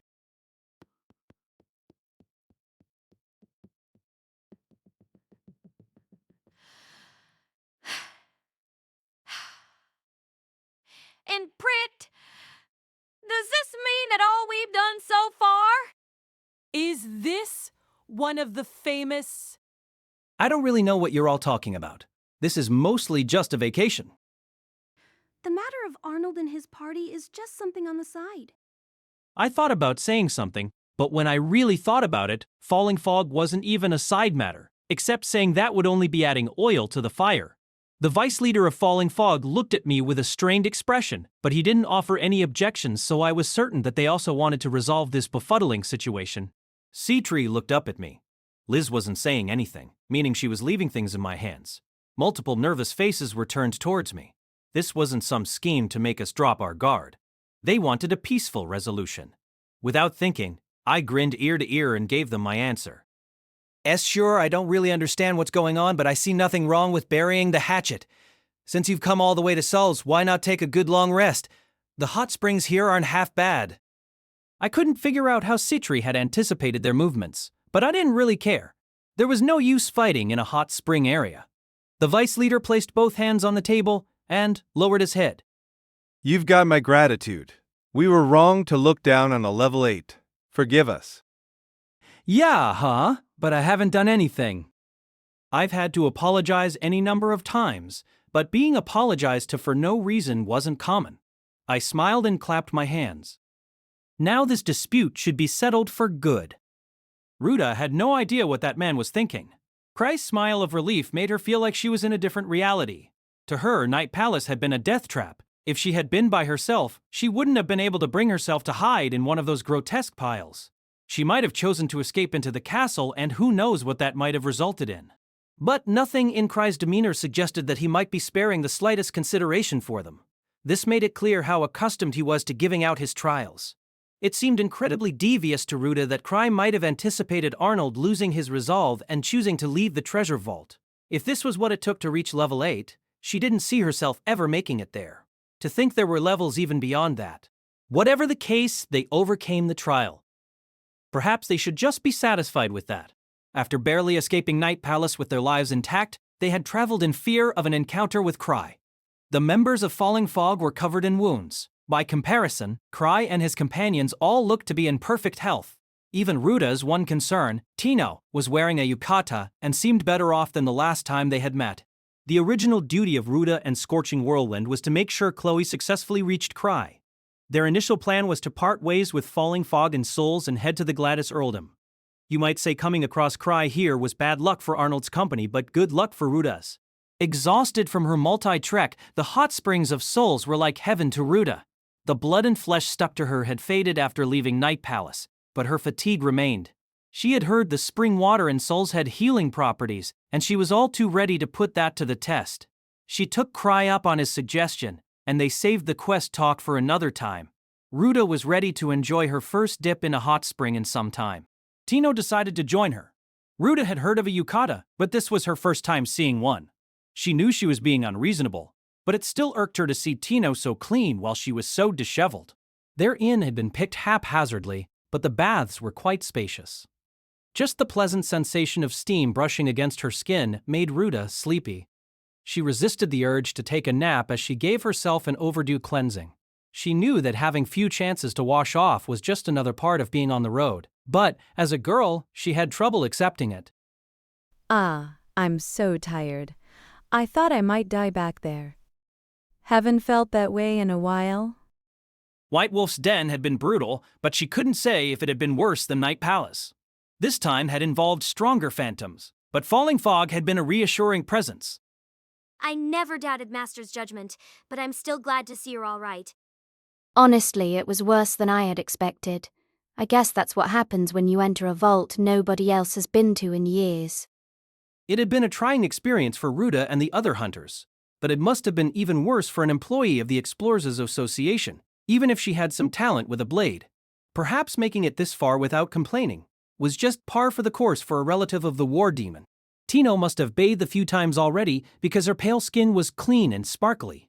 But something about her seemed a bit dissatisfied. How have you been faring? Tino paused. I fought a dragon in a hot spring. Who? They heard the story while taking a leisurely soak. Ruta couldn't even be shocked. She just sighed. It seemed Tino had experienced her own fair share of troubles. She was probably the only hunter in the whole wide world who had been forced to fight a dragon in the nude. The lack of aid from Krai, Citri, and other nearby hunters was telling of how Spartan Tino's training was. Chloe looked baffled. Even as another woman, Ruta found Tino incredibly endearing as she bashfully told her story. If Ruta found herself in the same situation, she would be too preoccupied with the dragon to be feeling embarrassment. Even if someone were to comment on it out to her after the fight, she thought it would be best to stand proud, despite her embarrassment, and say the situation called for it. The girl in front of Ruta was an experienced hunter, but she still had a sense of shame at odd times. But then, an old memory of Ruta's resurfaced. Wait, didn't you once say something to Krai about positions? What of it? It was when she battled Gilbert at the training grounds. At the time, Ruta just guessed. That was just the sort of person Tino was, but that wasn't a line you might casually hear from a girl who got embarrassed over a bit of exposed skin. Ruta furrowed her brow. That was just something Lizzie taught me. Flexibility is important. Sometimes you have to fit into small spaces. It's standard practice for a thief, and I was just showing my skills to Master. What of it? I don't think that's what your mentor was getting at. What do you mean? It would appear Tino had just been mimicking her mentor. Lizzie did come across as the kind of person who might be completely fine saying that sort of thing. Most people wouldn't describe flexible joints in terms like, "You can put me in any position you like." Well, for now, just don't talk like that in front of too many people. The long overdue dip in the hot spring was invigorating. It was like all her fatigue was just being drained away. She had completed her job when she safely delivered Chloe to her destination, but maybe staying in cells a bit longer might not be such a bad idea. It was a good experience, I think, but I don't want to undergo another trial ever again. Hey, Tino, do you think you could tell that to Krai? Tino briefly sat in silence before saying something quite unexpected. I don't think this trial is over quite yet. Huh? Hey! 1,000 tricks! Is this really a training method? Yeah, 100%. Luke did the same thing, and he became really strong. It's my recommended training method. Oh, for real? It seems a little weird, but if you recommend it, then it must be good. Who would have thought you could train in a hot spring? Is this what it means to reach level 8? Hey, here I go. Gurgle! Gurgle! Leal Gilbert boldly stood beneath the waterfall pouring into the hot spring. His party members watched from the side with odd looks of amazement. I suppressed a grin and looked the other way. It seemed he had the same sort of one-track mind as Luke. After getting out of the bath, Chloe, also just out of the water and wearing a yukata, approached me and handed me an envelope bearing the insignia of the Explorers Association. Apparently, this was the reason they came all this way. That's right. Gark said he'd send along an employee of the association. So that was Chloe. It couldn't have been easy, coming all this way and whatnot. I accepted the envelope and handed it right off to Citri. Why? Why won't you look at it? Because I don't need to. I don't plan to accept the quest. Huh. She was absolutely bewildered, but this was all Gark's fault. I clearly said I didn't know whether or not I would accept it. Even if it was a named quest issued by a noble, a hunter still had the right to decline. It was truly mind-boggling that Gark thought a semi-retired coward like myself might accept a named quest. With a grin, Citri removed a letter opener from her pocket and broke the seal on the envelope. I guess she figured she might as well take a look. Just as I had Eva to help me carry out my duties as clan master, I had Citri help me be a hunter. Dee? Do I need to remind you that's a named quest from the Lord Gladys? It'll improve your reputation and your success might make Lord Gladys more amiable towards other hunters. Yeah, It was wrong of me to only give her tepid responses and then chase her off. But that wasn't what this was about. I couldn't do a named quest by myself, and even if I did, that would just increase my chances of getting dragged into noble nuisances. There was nothing to gain for a man aspiring to retire, but Chloe had a job to do. She couldn't simply accept that sort of excuse. Oh man, can't you tell? I'm not the hunter you all seem to think I am. What are you looking at us like that for? Citri placed the quest brief on the table and nodded at me knowingly. I understand now. There's no need for us to pursue this. Wow. I had the same reaction as Chloe, but I didn't say it aloud. A hard-boiled man is a man of few words. The quest is a joint effort extermination of Bandit Squad, Beryl. They're a troublesome bandit squad. They're large, powerful, and clever. They came from the east, consist of about 100 members, and are coordinated enough to trouble even professional militaries. All of their members are capable, but their top brass are exceptional. They only recently came to Zeebrudia, but due to their ransacking in other countries, the Explorers Association has a bounty placed on them. I think they're pretty high on the list. That sounds really bad. Hunters typically formed parties of 6. No matter how powerful they were, 6 hunters weren't enough to take on nearly 100 bad guys. If these bandits were enough to rout even professional militaries, then it was safe to assume they were formidable. If they were near the top of the Explorers Association bounty list, then they must be a fair bit stronger than the average hunter. No need to pursue. You've got that right, Citri. Eliminating bandit squads is the state's responsibility. To hell with the named quest. What are they doing trying to shove that off on me? If it was a joint effort, then it was probably with Lord Gladys's knights. But they weren't fond of hunters, so why go throwing out named quests now of all times? I swore to myself I'd have a word with Gark later on. I pay my taxes. Go ahead and turn these scary requests down. And why is there no need to pursue it? It's simple. They've gotten away with terrorizing a number of different countries because they have more than simple strength. They're quite intelligent and won't fight an opponent they can't win against. The name of this bandit squad wasn't ringing any bells for me, but Citri recognized the name and even knew their history. Grieving souls mainly focused on clearing treasure vaults, but they had considerable experience with bounty hunting. They would usually come to us, leaving us And by us, I meant my friends, no choice but to take them out. All the while, Citri built up a considerable database regarding bounty targets.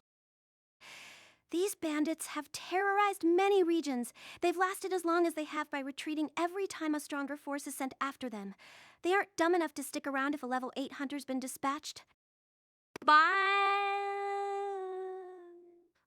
I see. Citri spoke fluently. Her confident tone made it easy to believe her words. They know how to sense out strong opponents and would have begun preparing to pull out the moment they learned who was being enlisted to hunt them down. I don't believe they're still within the Gladys Earldom. Her explanation had a certain logic to it and was easy to understand. The leader of Leal Gilbert's party let out a groan. Similarly, it seemed like such a possibility had never occurred to Chloe. I let out a silent cheer. My inflated level was coming in handy for once. Not that I ever planned to accept the named quest, but I couldn't be liable for any sort of blame if the enemy had already run off. There was no way Lord Gladys was going to tell me to chase the bandits even after they had left his domain. I gotta thank Citri for this later. Brimming with confidence, I crossed my arms. That's the gist of it. We can go after them, but I don't really see any need to. I have my own way of doing things. Of course. It was inevitable that Bandit Squad, whatever it was, would run when Lord Gladys issued the named quest. It happens. I'm sure Lord Gladys will be satisfied by this. Oh, and thank you for the explanation, Citri. Oh, you flatter me, Krai. Citri's explanation probably contained a bit of conjecture on her part, but she was rarely wrong. And it didn't matter, even if she somehow happened to be wrong, because I wasn't obligated to accept the named quest. Now I could cast aside my worries and kill time until the gathering of the White Blade was over. I could bathe in the hot springs, I could snack on the famous hot spring dragon manju and hot spring dragon eggs, and I could browse the souvenir shops. I've got it. I can peruse the sweet shops with Tino. She can be my guard, and even I don't know much about the confectionaries out here. I began to grin. Master, is the trial really over?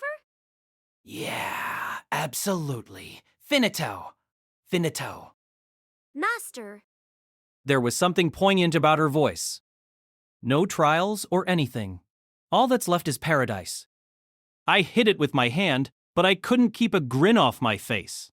As I stifled my voice, Gilbert and his party all looked at me as though I were doing something creepy.